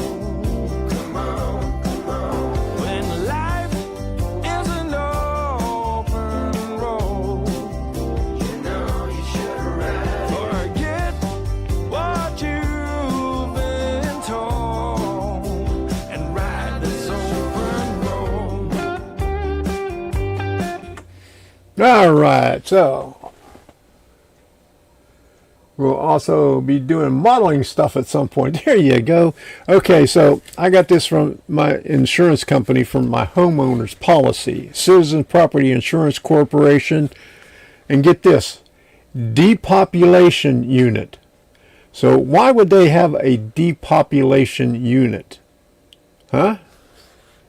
Now, every year I get a notification from them that you have received an offer of property insurance coverage from one or more private market insurance companies participating in Citizen Depopulation Program as required by Florida law. The policy is ineligible to renew with Citizen because at least one of these offers has an estimated renewal premium that is no more than 20% greater than the estimated Citizen renewal premium for comparable covers. As Florida insurers of last resort, is also required by Florida law, because if you have an older home, you can't get insurance, but so you have to go with Citizens. Citizens' mission includes helping you find insurance with a private market insurer, all company offering coverage, and Florida licensed insurance company approved by the Florida Office of Insurance Regulation. I get this letter every year, and then it gives you the opportunity to switch. Let me go back to the end of this thing here. They did the same thing here again. Okay, HO3 coverage worksheet. Coverage worksheet. Coverage worksheet. Holy moly, they got 5 pages of this shit. Bart DeVello, good to see you in here. How you doing? Policyholder depopulation offer form. Follow the instructions below to register your decision with Citizens on or before February 6, 2026. So, every year before I'm able to send this thing in, I get a letter from my insurance agent saying that don't worry about it, we enrolled you back in Citizens. So why do I get this? Okay, so review the available private market insurers offers. Review the coverage worksheets included with this notice. Visit the website for more information. If multiple options are listed, decide which offer is right for you. We encourage you to speak with your agent to determine the best choice for your needs. Register your choice by February 6th. Contact your agent. Okay, visit that. Only one offer is available. No action is needed. Citizens will select an offer on your behalf if you do not register your choice by February 5. Available policy depopulations offer. Slide Insurance Company. Estimated renewal premium $2,275. Slide Insurance Company. Can you believe that shit? Slide. Some name. Okay. But I just had to I did not know that insurance company had a depopulation unit. And from this, as required by Florida law, the policy is ineligible to renew by Citizens because at least one of these offers has an estimated renewal. Where did it say? As Florida insurers of last resort and also required by Florida law. So Florida law requires them to have a depopulation unit. So what the hell is that supposed to mean? They depopulate us, huh? Holy shit. I never noticed that before, but I seen that this time. I said, depopulation. What the hell's going on here? All right. Bart DeVello, good to see you. Thanks for stopping in. Really appreciate it. And like I said earlier, I don't know where it shows up. I think it's right there. I finally got the tip jar. I don't expect anything because I don't do anything in Bitcoin or what's the other thing that they have on there. So I just work with cash. There you go. All right. So if you haven't done so already, smash that like button. But do it gently.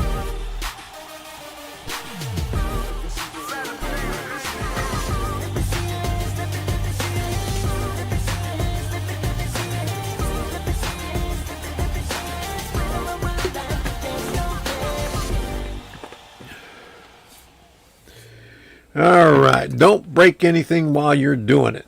Okay, so, and Friday is another show. I'll do that one at 7 o'clock, but tomorrow morning I'll finish up my start to finish deal, probably about 9 o'clock again, of the HO scale water tower. I put that on this morning, and we went out and did our chores and came back, and still it was still running. And I was watching it on my cell phone while Debbie was in the thrift store looking at stuff. She didn't buy anything, but she has to hit the thrift stores. So that's my story. Okay, we got a train show this weekend, Deland, Saturday and Sunday.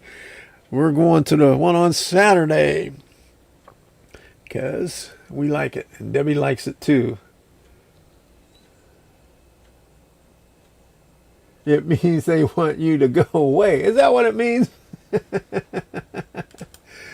No, but my insurance agent always sends me a letter saying we made the choice for you, and we re-enrolled you in Citizens, so you don't have to worry about it.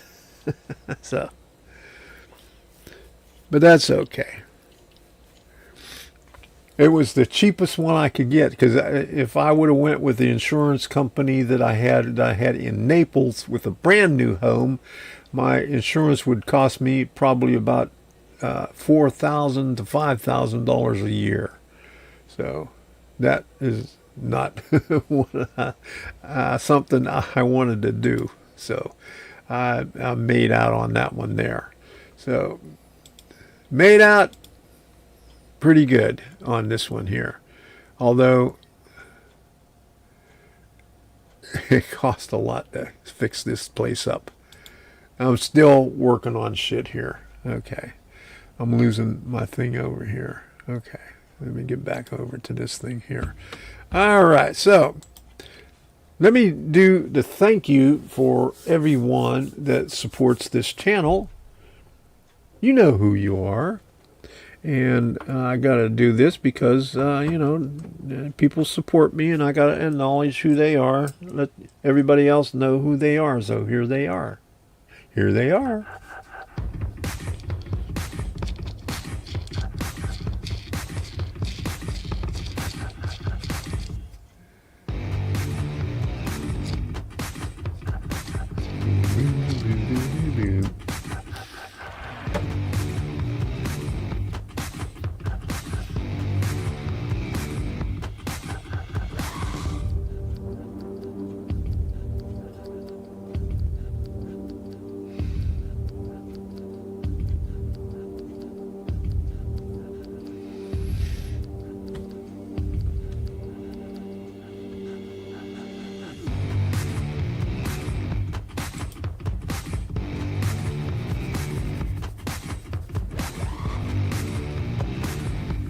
You can now support me on my locals community, Tom's Train of Thought. Membership is free, and you can support me for as little as $2 a month now.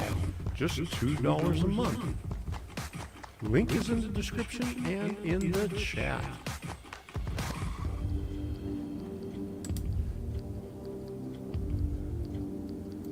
Thank you for your contributions during the live stream. I really appreciate it.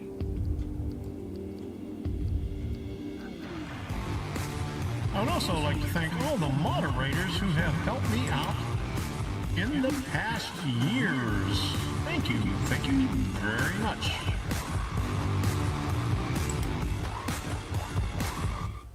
Well, thank you very much. I really appreciate it. I wouldn't be able to do any of this, without your support. So, much appreciated. Okay. So, I'm trying to find the one that I'm going to be looking at when, let me see. Because Chris Pavloski is going to be up on TimCast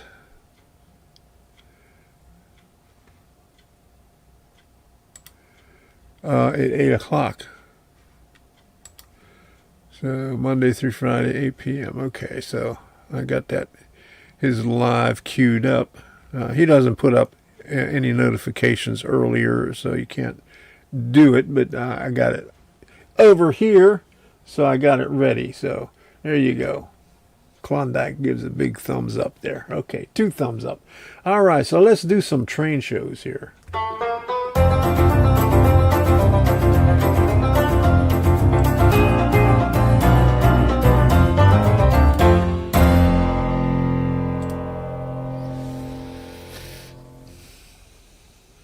Okay, so here goes the Golden Spike Enterprises. That one right there. Deland this weekend. January 10th and January 11th, Volusia County Fairgrounds. So that's the good one. That's the big one for Deland every year. We like going to that one. Debbie likes going to that one.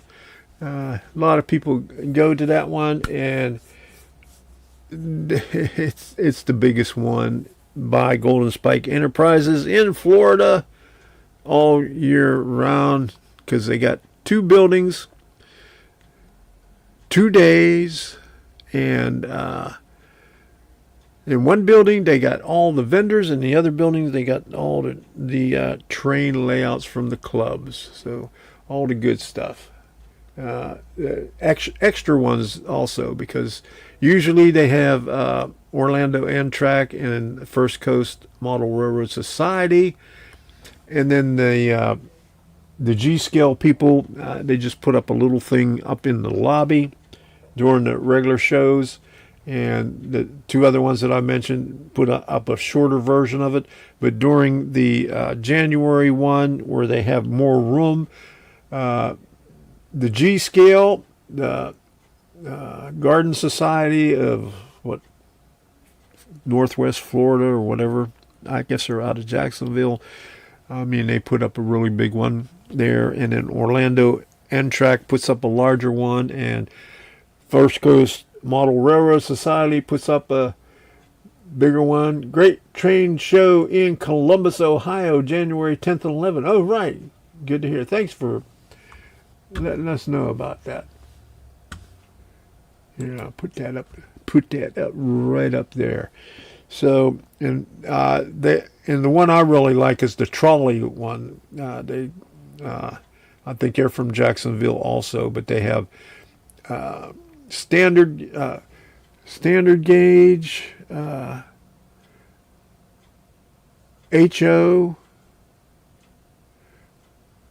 Well, three different gauge, some weird gauge too, bigger than maybe G-Scale also. All trolleys, so it looks good. I like that. And there used to be a guy there. I guess he passed away. He had this big Lionel set. Man, it had really big.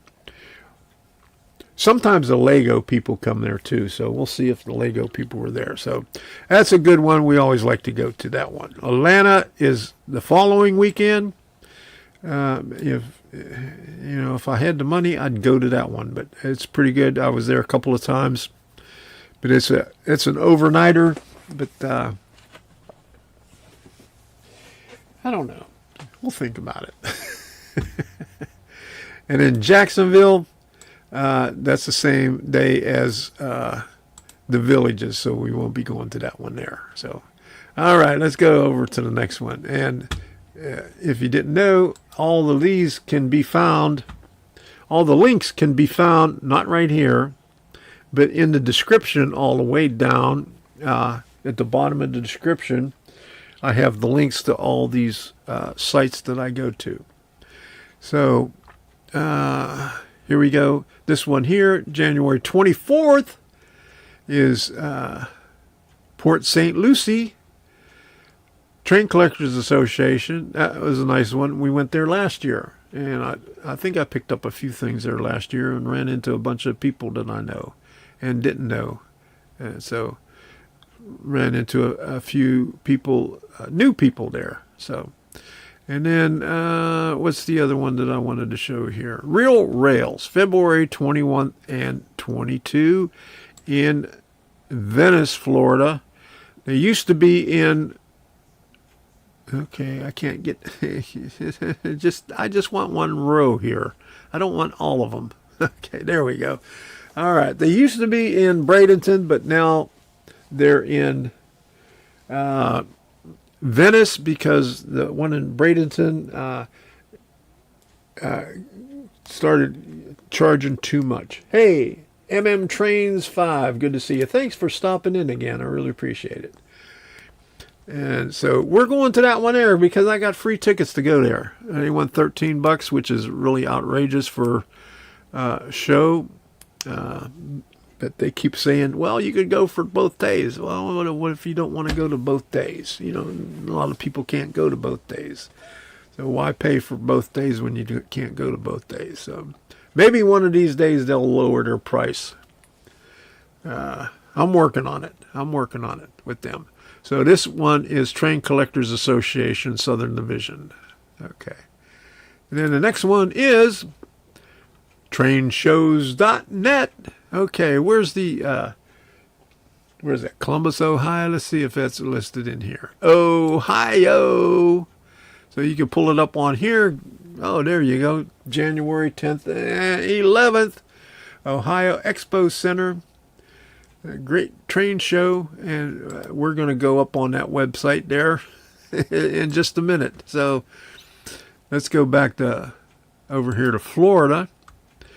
And Martin County Model Railroad Train Show, January 17th and 18th at the Stuart, Florida. And they are permanently set up at the Martin County Fairgrounds. So it's always good. And there's the TCA and Newport Richie. And what else? Most of those are Regal Railway on there so far. Okay, so let's just take a look at United States. Let's back out of Florida. There we go, United States. So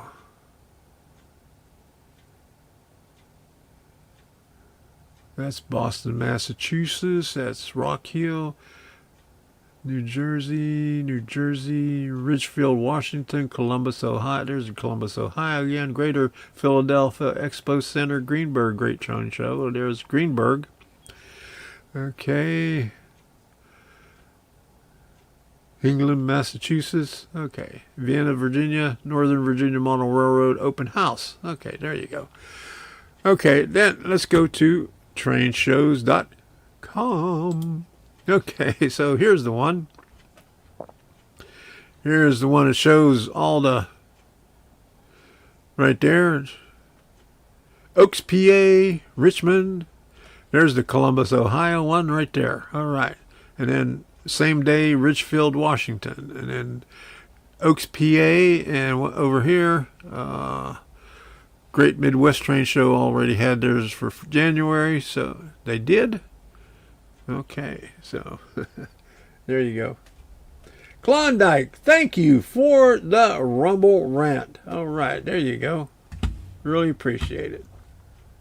Ooh. There we go. We'll put that up there. All right. Much appreciated. Maybe I can go to put that towards Atlanta next year. We'll get there someday again. All right, so Oaks, PA, and all that stuff. So, and this is trainshows.com. All right, so what else we got? And here is the Villages Model Railroad Club. Me and Debbie are taking Jim and Debbie there on February the 7th. So, nice place. Nice comfortable chairs in there. And a lot of good stuff there. They got 2 rooms. One with vendors and one with the trains. And then here's the other one.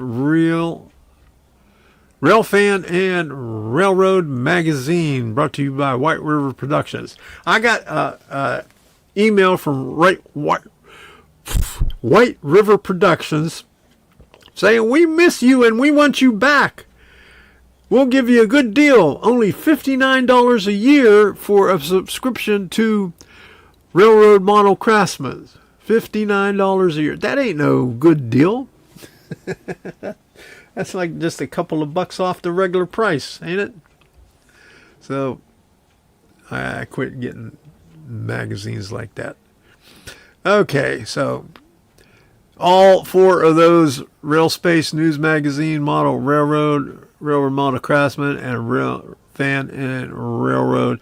They also have the HON3 annual things. So there you go. That's railfan.com/timetable. And then here's Sunshine Region and MRA. They don't have anything coming up in the future or close by. So I guess when they have something, they'll have about, let's see, upcoming events. Let's see what they have up here. Okay. Nothing in January. Absolutely nothing in February. Nothing in March. Nothing in April, May, June, July. Somebody got to get on this and update their their website, their calendar there. Okay, because you don't have nothing up. Hobby shops and clubs. Well, publications, store members, about us. Well, they don't have anything listed for their annual show yet, so I can't tell you anything about that. So let's get on to the next one. This is not a train show, but this is Bushnell Station, the largest model train exhibit museum in the state of Florida. I like going there. Debbie likes going there. They got good hot dogs. They got a good, they got this right here, and they got a good snack bar there, and good, that right there too. Gift shop. Glad to see someone with model train content on here. We need more. I plan to post some content later this year. There you go. I've been trying to get as many model railroad people on here as I can. And I'm glad to see more and more are coming. So, absolutely right, Rob. So, hopefully, maybe, well, they have an open house in February. Let me see.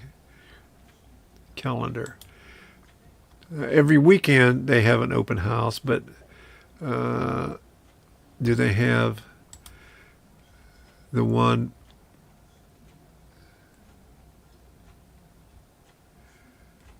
Well, they don't have it listed in here.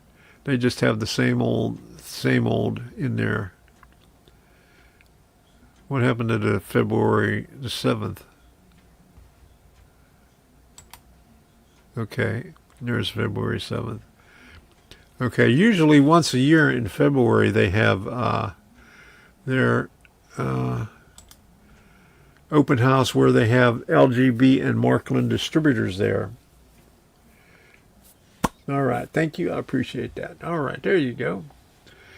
The big stuff, Markland and LGB. They're the biggest distributor in the state of Florida for Markland and LGB. So they got a lot of good stuff there. And then they have the open house there where they have seminars. I think 4 seminars, 2 by Markland and 2 by LGB. I think. Yeah. That's how they did it last year. So good stuff. And then hopefully they'll get enough money because they're a 501c3 nonprofit corporation, and they need your donations to build another building so they can get. Not that. Wait, it's coming up. A house for that. That's only 2 modules from the whole. I think it's 60 by 40. O-scale layout built by Thomas Fowler and all the people that helped him build it. So that's going to be amazing when he gets it in there. Just that those 2 modules there. We went there on our way to Maryland, and it was amazing. A lot of detail in that little space. Okay, so here is Timonium, where it's cold. Hey, Rob, thank you for gifting the subscription. All right, really appreciate that. Klondike has subscribed. There you go. All right. Ooh. Boom. He'll put that right up there. See that? Thank you, Rob.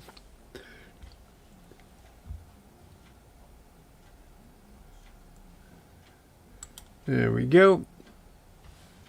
All right. Really appreciate it, Rob. Now I really have to talk to Debbie about going to Atlanta. And then here is Regal Railway. They have a train show every month in a different city. And then the big one right here, January 24th and 25, the Big E in Springfield, Massachusetts. Okay, Amherst train show. The really big one, the biggest one in the country. Okay, so there you go. All right, that's all the train shows. I don't think I got anything else. If anybody has one, let me know. I'll post it up here. And if you want to see more, go in the description. Not this one over here, but way down there at the bottom of the page. And I have all these links in here for those train shows. So there you go. I don't have the web page up anymore because it was getting too much to put that up there, so I just posted it on here on the live stream stuff. So there you go. All right, so let's see what we got on the Workbench. All right, so Workbench, it says Workbench activity, but there's nothing going on. The only thing that I did since Monday was I primered the base and the roof. Well, actually primered the base. I repainted the roof a different color because I originally painted it in, what was it? Khaki. That's what it, khaki. So I redid it in gray. So we'll be looking at that in a few minutes.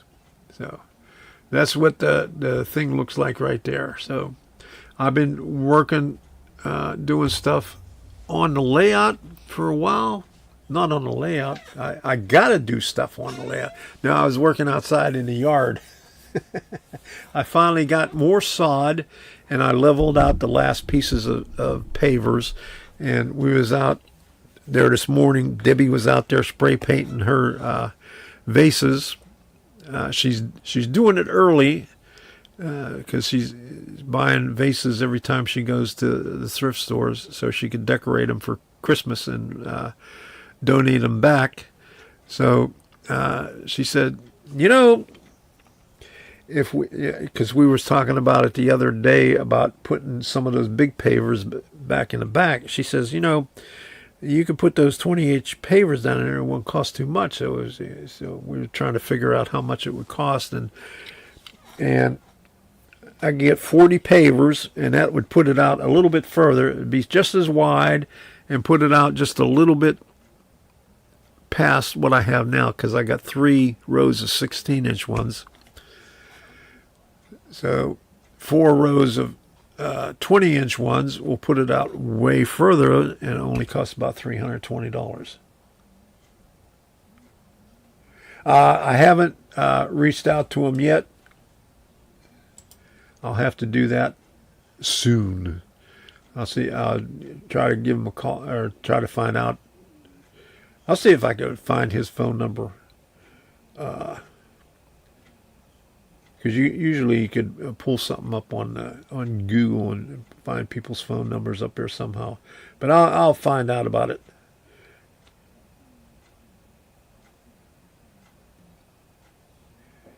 I sure would, because I'd like to get some of his laser kits. Right now, I can't order anything because I don't have any money to order anything. I got to wait at least till the end of this week, at least so I can get to the train show.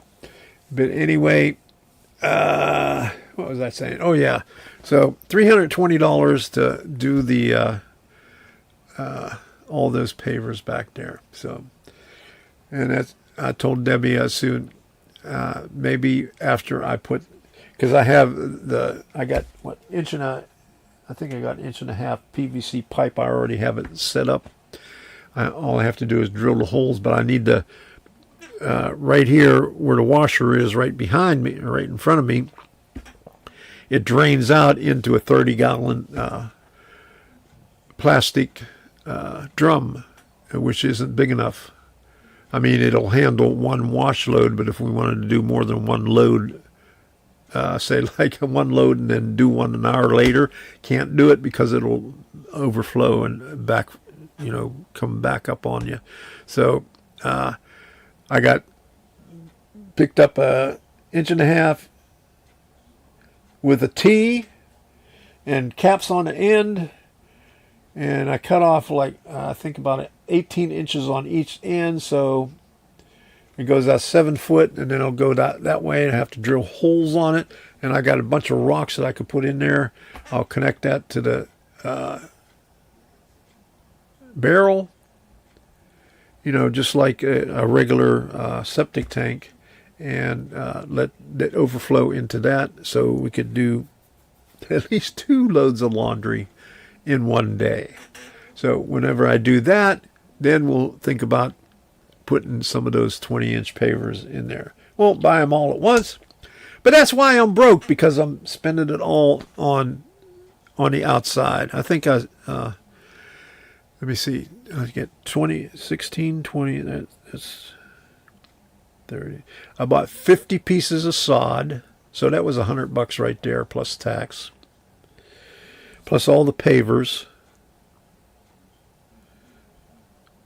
So I got 16, 18, maybe 20 pavers already just over here, plus bricks. So at $8 a piece.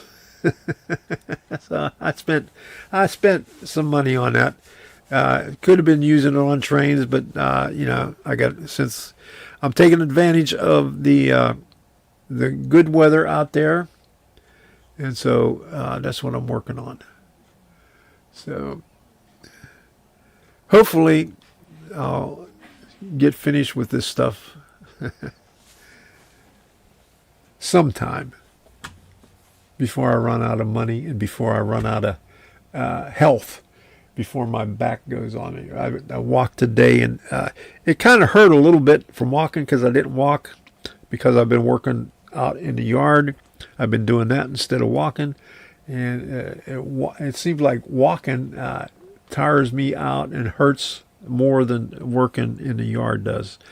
So I got to get back to walking again. I'll probably walk some more. I only walked about 40 minutes. Hey, there goes Debbie. How you doing, Debbie? Glad you can make it back in here. There she goes. There you are. All right, good. Okay, so I was just talking about you. You must have heard me. Huh? Did you hear me talking about you? Oh, I was. Oh, about the 20-inch pavers in the back, what we were talking about this morning. Yeah, it came up in your subconscious, and you came over there and got on. Yeah. Yeah, you did. I got lonesome. Huh? I got lonesome. Oh, you got lonesome. Yeah. Oh, you could come over here and say hello to everybody. Yeah. Uh-huh. Yeah. No. You can say hello, and you just look in the camera and say hello. I'm shy. Yeah, no, you're not shy. Yes, I am. No, you're not. Yes, I am. No, you're not. You go to train shows and you're out there talking with all those old men all day long. The camera's right up there, baby. Okay. Up there. See? Right there. Okay. Hello, everybody. See? I'll see you later. Okay. Okay, there you That's go. my two See, you're not lonely. See, that's all you got to do is come in here. Okay, so we got to go on and do some work on the over here. But let's see if what's going on at TimCast to see if what's his name, Chris Pavloski's on yet. And now things are escalating. Governor Tim Walz says the National Guard is being prepared. Okay, let's look at this for a little bit. We're not going to let the feds use wrong our one. state as a prop. So what's the point of deploying the National Guard in that context? He's not saying we're going to stop the riots that have kicked off. He's saying we're going to fight the feds. That's where things are going. I think that the president needs to federalize the National Guard in Minnesota to prevent this from happening. But some are saying that this may actually kick off into greater riots. And this is a massive story that's probably going to dominate the majority of the show today. All of that being said, this morning, the U.S. seized 2 oil tankers, one of which I believe was Russian flagged, at least one. I'm not sure about the other one. And I thought that news was crazy enough. Now we've got people claiming Iran's in a revolution. And while all that crazy foreign policy stuff is going on, I'm sorry, ICE shooting and killing a middle-aged white woman in Minnesota who was attempting to obstruct and flee law enforcement, who actually struck a federal agent with their car, is one of the craziest circumstances of escalation we've seen in whatever it is you want to call it's going on, and everyone's got a word for it, and they're waiting for me to say it, but we'll get to that. We're going to talk about that and a lot more, my friends. Before we do, despite the seriousness of everything, we do have a great sponsor for you. It is Crowd Health. Okay. Join don't want to listen about his sponsors.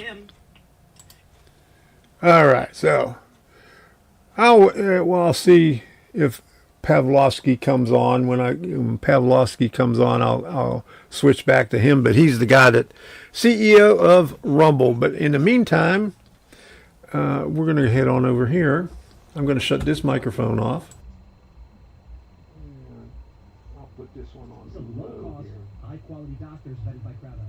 And what if something major happens? You pay the first. Turn that so I can hear it when Chris Pavloski comes on.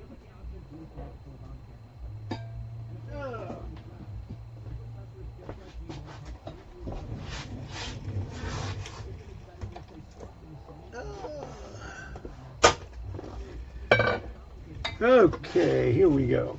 Now, I got to pull up the chat here because I don't have any of the chat up here. So hold on a second. Let me pull it up here.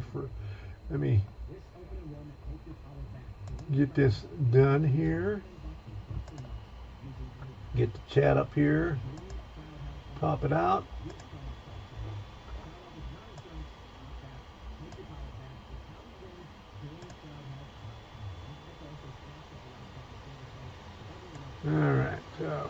All right, there we go.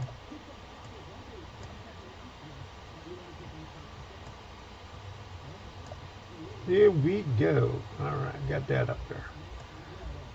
I don't have YouTube up there, so nobody's been saying anything on there all night, so there's only 2 people on over there anyway, so here we go. So where we left off on Monday is I painted all this stuff over here, the 2 different colors, honey brown and sable brown, and I got some help from Bob Ross right there. And I said the next thing I was going to do was get these things ready. But I forgot all about these things over here. These are the louvers. We got louvers. And here are the ends for the little copula up on top, where this roof goes. Right there. So we got to paint those to match this over here. But we got to do these roofs, and this is the base for it. So we'll address that in a little while. So let me move this stuff out of the way here, and maybe we'll get some rust on these roofs. We'll get some rust on the roof. And what else? What other color can we put in there?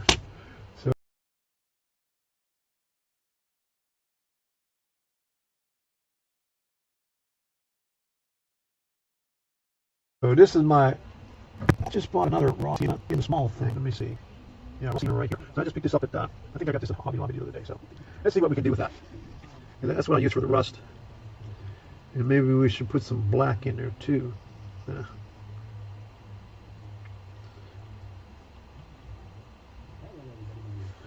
Let's see what kind of black we got. That's the wrought iron. We got wrought iron, we got zinc. Zinc is a dark gray, and wrought iron is even darker gray, almost black. At midnight, that's like a purplish black. And then I got pure black, and then true, and what's the other one? Lamp black. That's black. What's the difference between lamp black and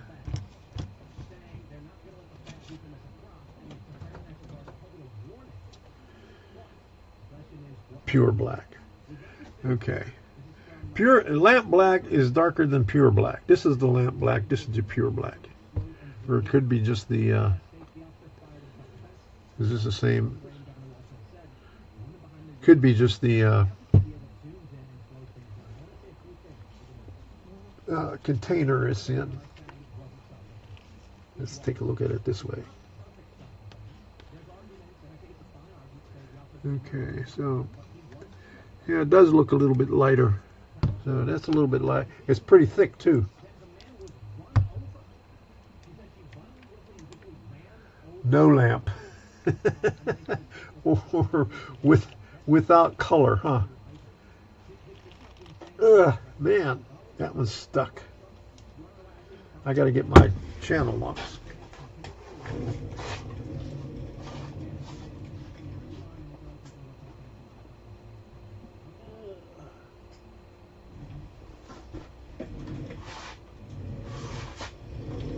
And my channel lock's sitting over there because I was using them outside.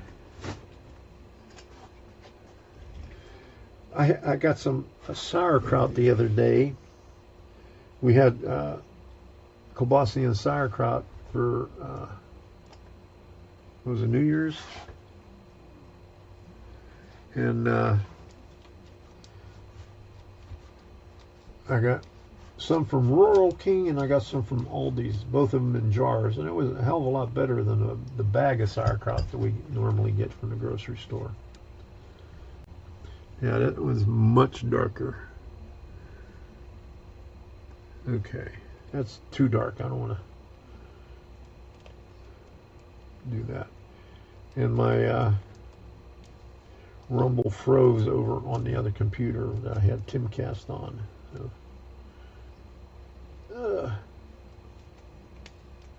Okay, let me do this. I don't want it too dark. Okay, so we'll use one of the lighter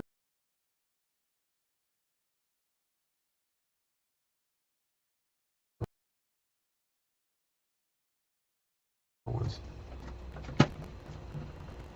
About Debbie, for Christmas, I got her a thing where she could put all her stuff from Amazon. It holds, I think, 36 of these things. One is African black and the other is American black. There you go. Black and not quite black. Not at all black. Okay. So let's try. We'll do a little bit of wrought iron in some areas. Yeah, there you go. And this is, there you go. Now, I don't know what they put in this to make it soft, because in other ones that, you know, that it's separated from the stuff, it looks like some kind of oily stuff. So, but I'm just going to leave it like that, and we're just going to dry brush it a little bit. I'll use a bigger brush. Put this over here for right now. Here's my bigger ones over here. I'll just put a little bit up on the top, and what I'll have to do is just grab this right here. Okay, I'll just, is that the right way to do it? Okay, yeah, he says it's okay. Yeah, I can put it down there on my paper towel and then work from there. I got a little plastic, one of those things you put your paint on, but I'll do that for when I do the stuff over on the canvas. Damn it, Tom, I gotta poop and that isn't helping. Really? Hey, I just pooped. Yeah, I wish it was that soft. I've been taking Miralax and it's still hard. So let's see. Let's put some up here. Just dry brush it in there. There we go. Maybe I should just go across the ribs on here and dry brush it in there. That'll work. Don't let me hold you back, Rob, if you gotta poop.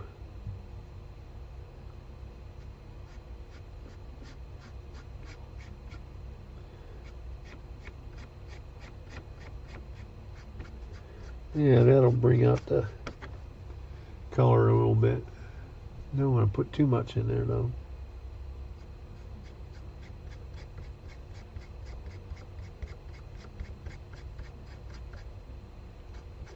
Put some in a little crease right there. Here, can I tempt you with some more of this?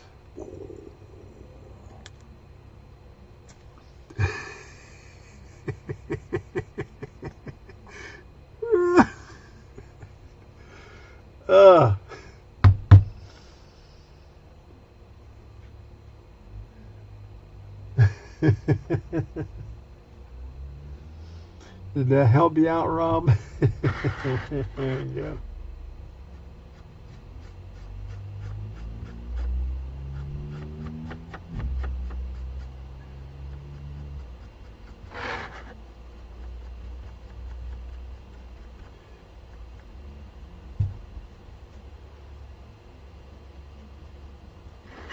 Okay.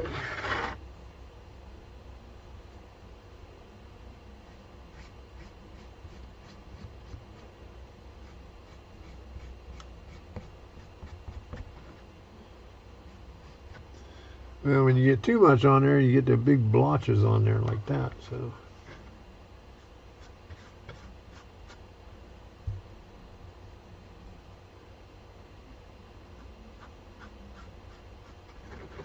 Let me do it this way so you can see what's going on here.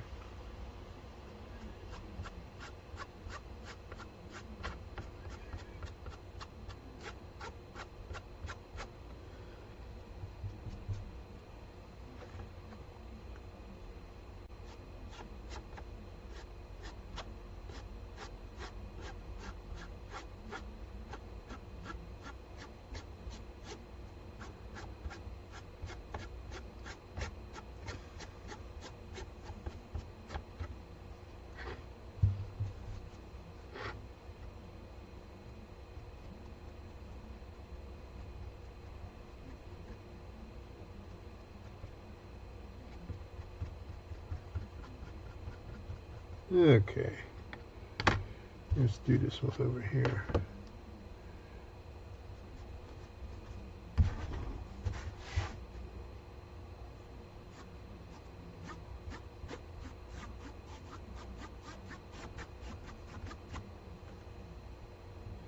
I'm going to put the microphone up against there going whoop, whoop, whoop, whoop, whoop. It's like that spoon on the washboard when you go across it.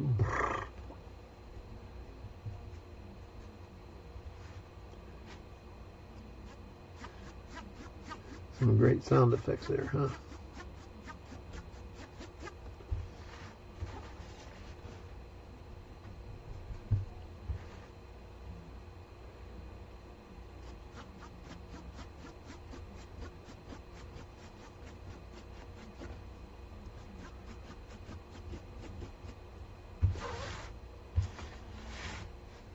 I could probably put a little bit more on there, but I'm a little bit gun shy right now.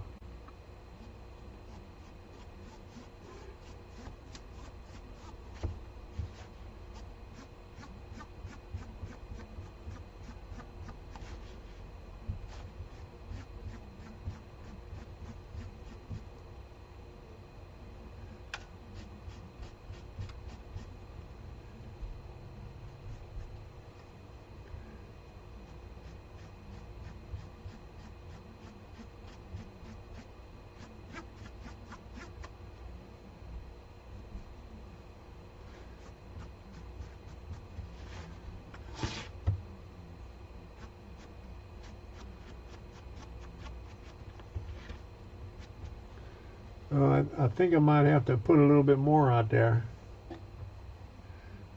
Some more of that.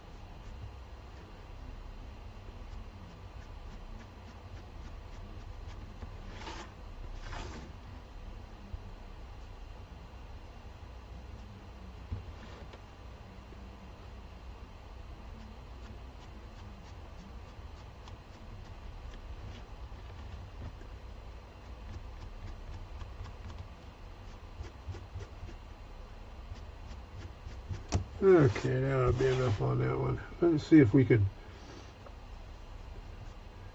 highlight some of this on the sidewalks here. See what this one looks like. Let me try a test piece over here inside. See what that's going to look like. And it's not going to work too good. I might just have to do that with some Indian ink there. Okay, that's softened up a little bit. There we go. There we go.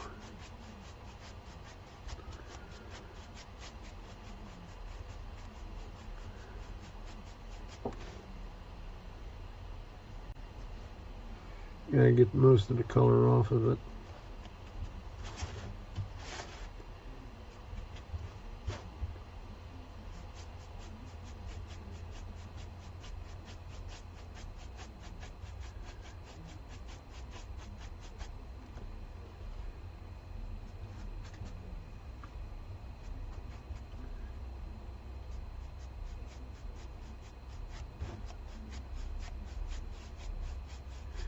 This is just getting the high spots on there, so I'll have to still have to use the India ink to get into the cracks. But this gives it a little bit more definition right there.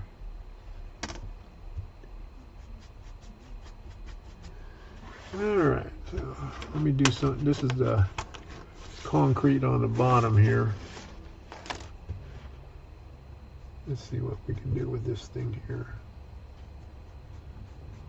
See what this will look like. Let me do one of the short ones here.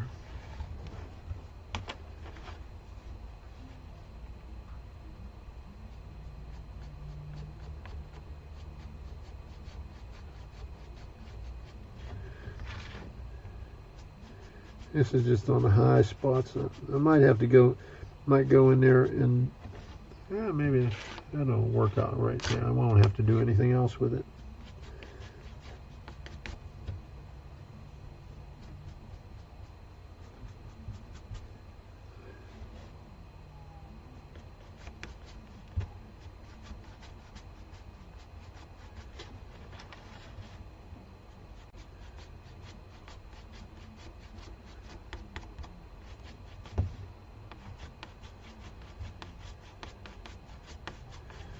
Gonna have to cover up those little dimples that they got in there, though.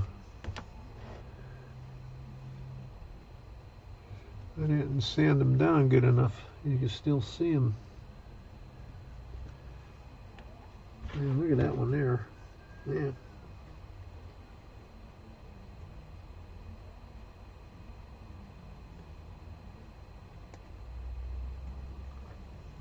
We'll just put some weeds in front of it now. That'll work. Weeds always cover up the defects.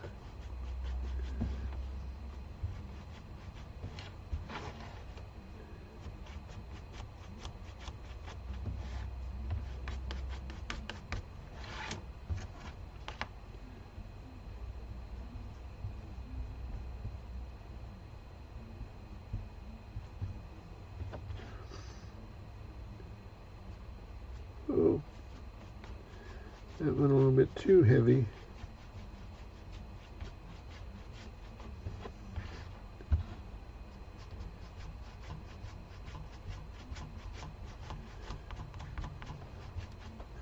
All right, let me hit this one again a little bit more.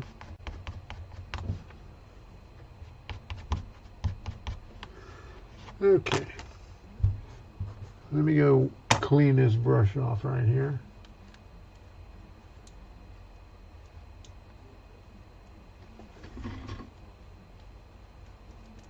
It looks like your dog, huh? All right, now we gotta clean this off.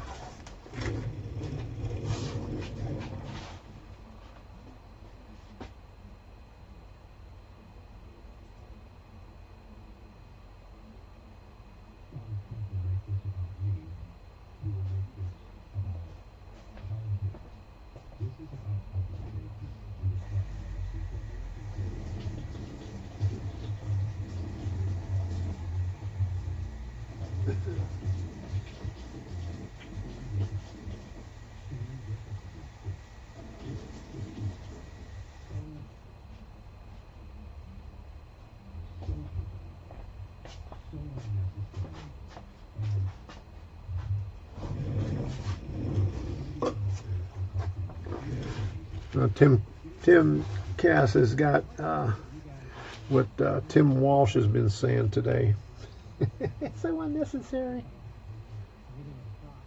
Yeah, so he's just trying to get out of getting arrested for the fraud that he's been doing. Oh, bumping into the camera here. I'll use a smaller one now. Put that back there. I'll put some rust on here.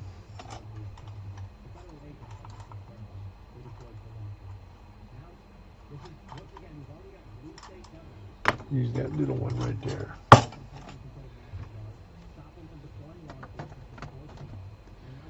That's the sable brown. That one down there.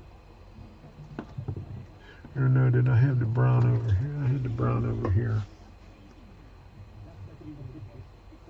Yeah, right up here. Alright, so raw sienna, let's see how this raw sienna works over here for the rust.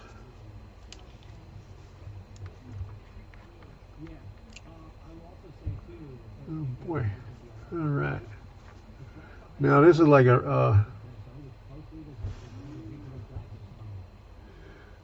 like diarrhea here.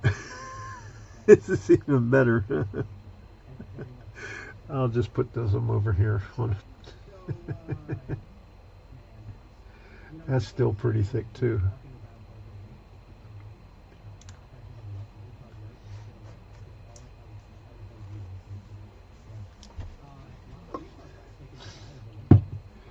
All right, so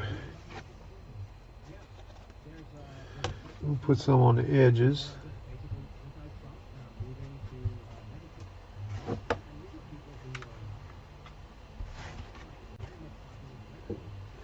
Okay, I get that part's the top right there, so. And I don't think there's any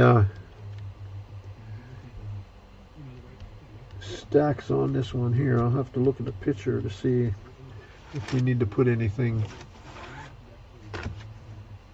on there. Let me do it this way here.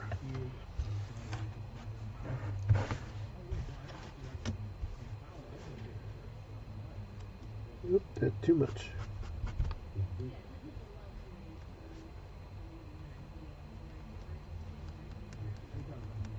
It don't take much.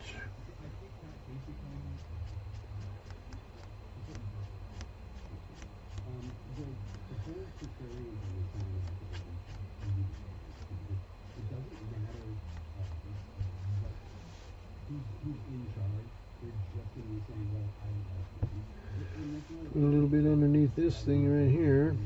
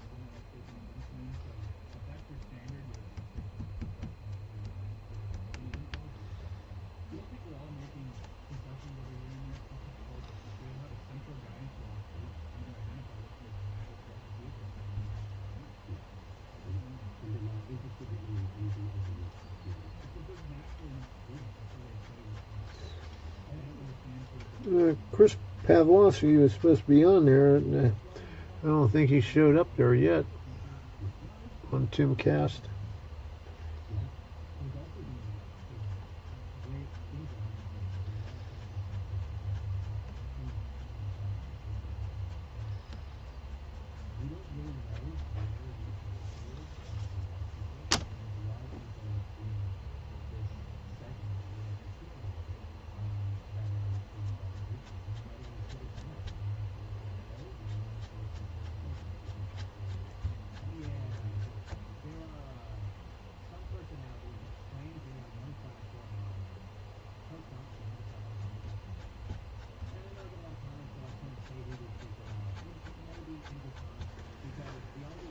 Alright. All that work for just that little bit of crap on there. Alright.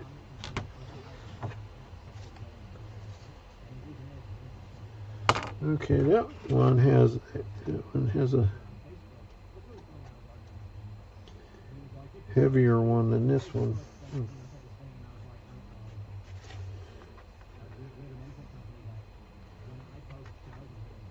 So that must sit there like that. Because this piece right here is wider than this piece right here. We will treat that as the top also.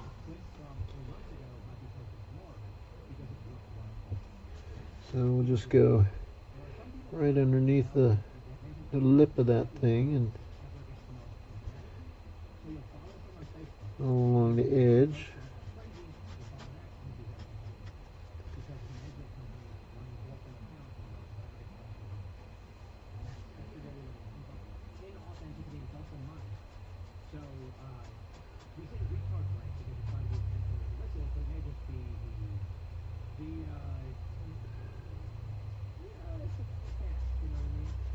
Okay.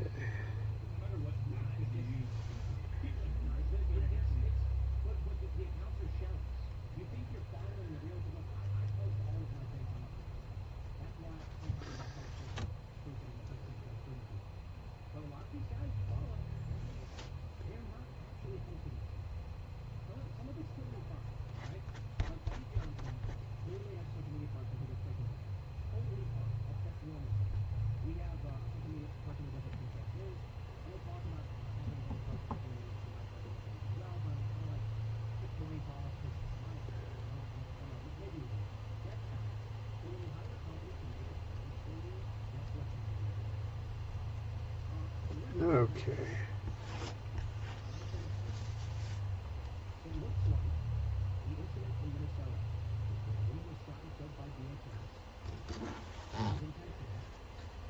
Let's do it this way.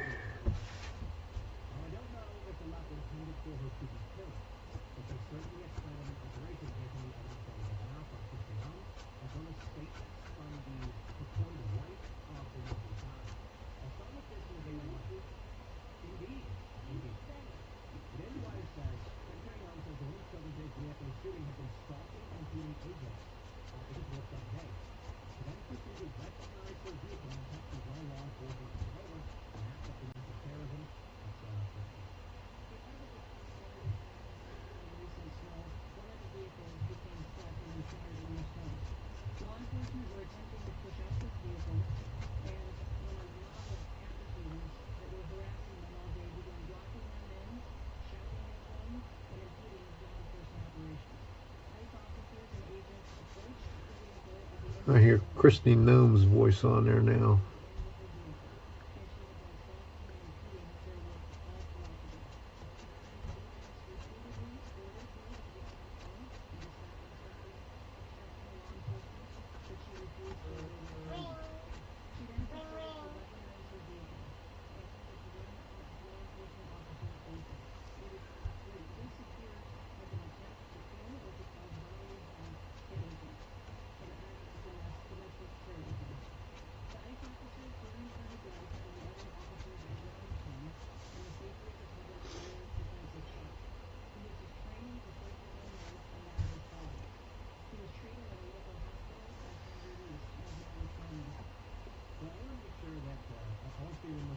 Uh-oh, that went on a little bit heavy. That's okay. We'll have to put a smokestack there or something.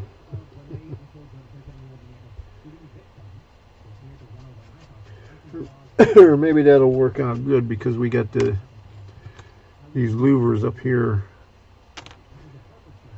on the top of the roof.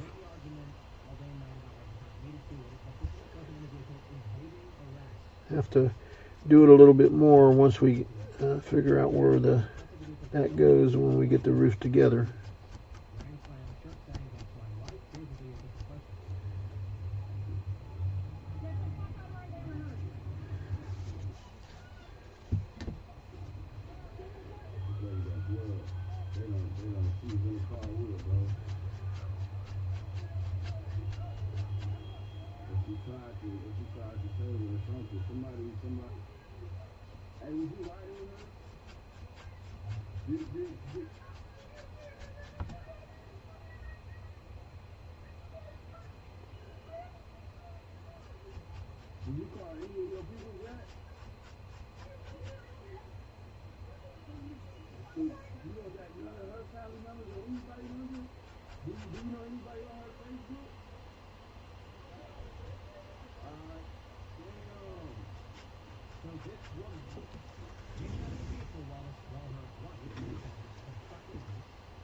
Showing videos from Minnesota today. It's how everybody's got a camera after the incident and showing, oh, look, this happened, but they don't show what happened at the very beginning.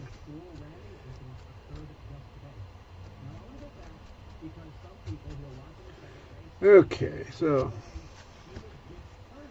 there's that one. That one's got a little bit more rust on it than the other one. Let me add some more on this side here.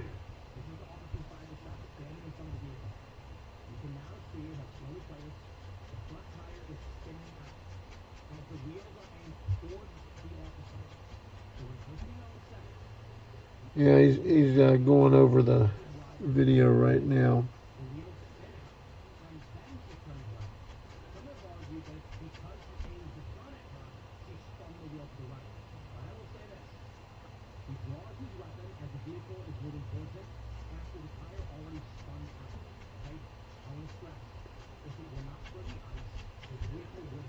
Yeah, saying that he draw his weapon after they started moving towards him as she was pulling out. Okay, that should be enough on that.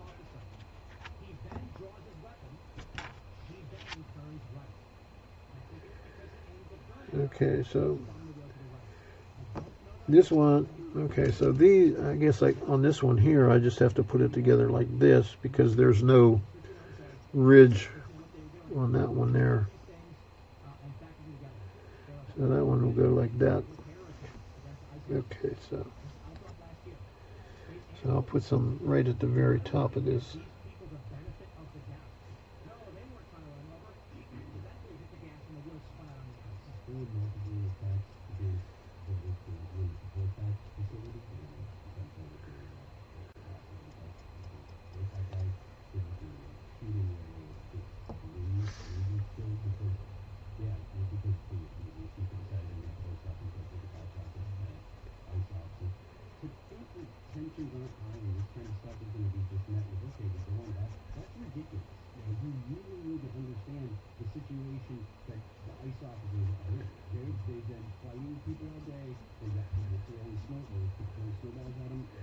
Yeah, this woman that got shot was a paid protester from Missouri.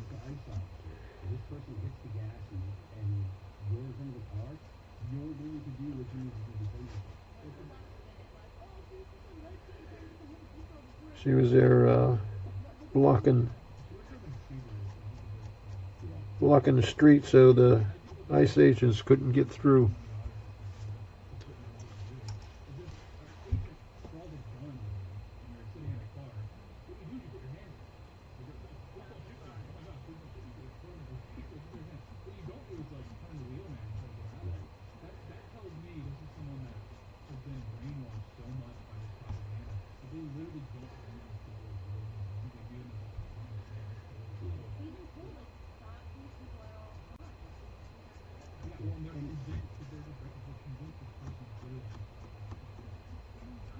Okay, so there we go.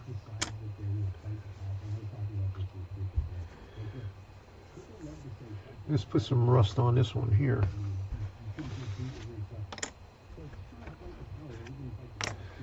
Since I got some left, I forgot all about this one here.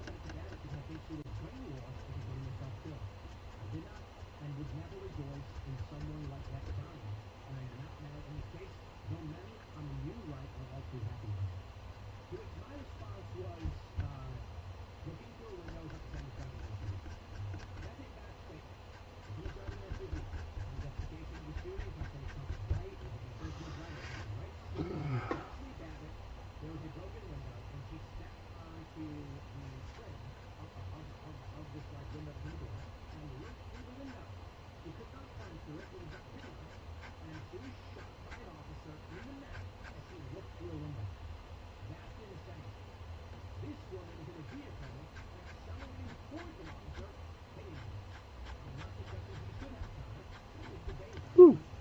Man, they got thick right there.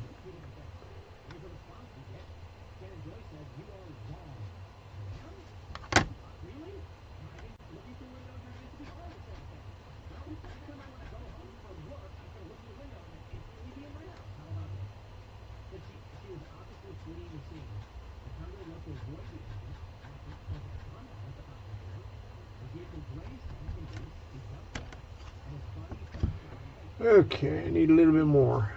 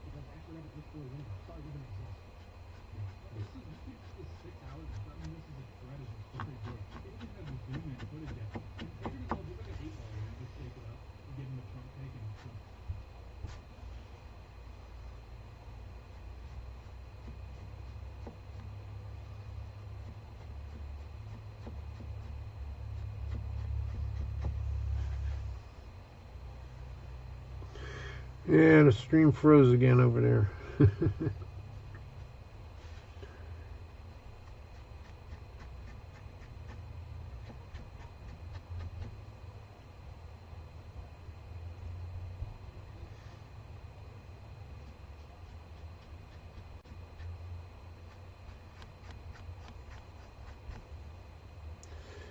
thing about it is, I could watch something on the TV and it doesn't freeze up. The only place it freezes up is on a web browser. Go figure.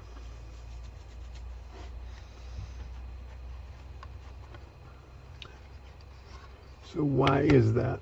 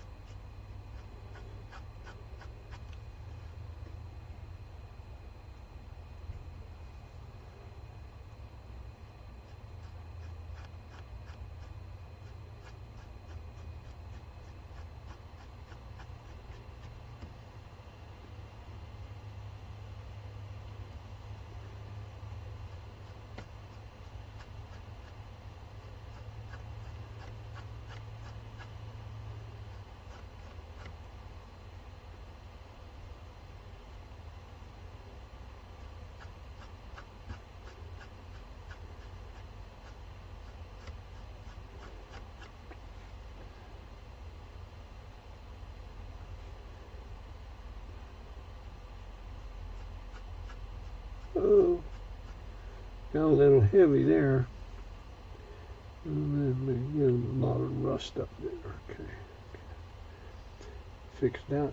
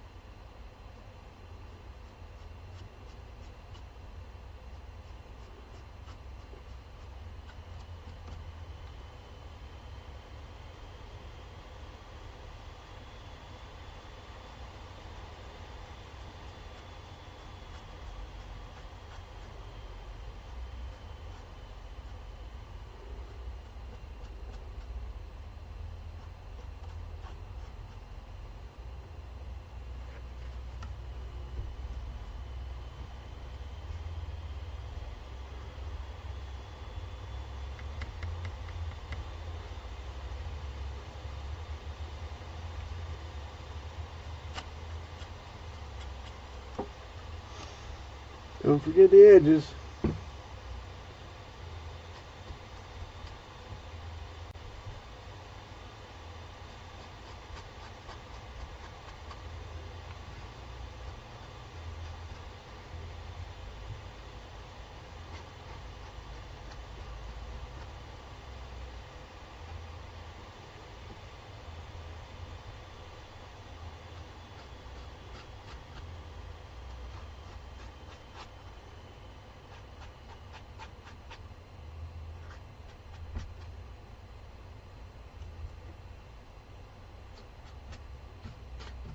Okay, that ought to be enough right there. So you get the idea. Just give it a hint that there's rust everywhere. Okay, let me clean this one off.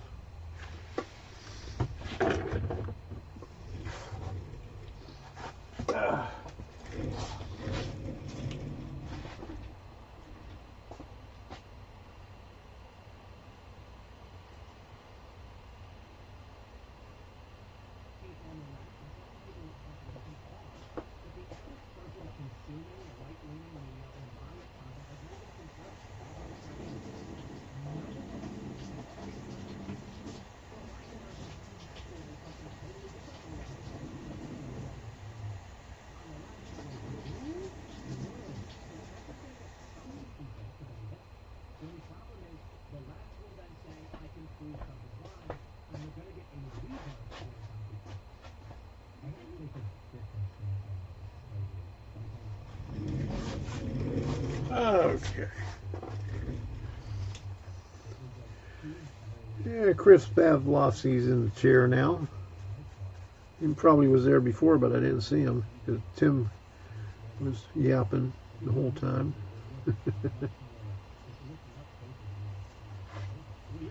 All right. That ought to be enough for tonight. Oh, here. Put these over here. What time is it? It's almost 9 o'clock, 10 to 9. I started about an hour early, and I got to do some more tomorrow. So that's the roof stuff. I'll start assembling this crap tomorrow and get this out of the way. All right, so let me head on back over there.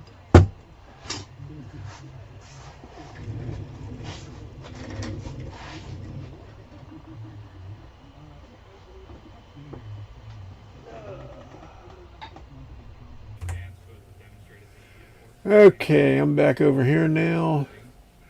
Let's see what's going on TimCast.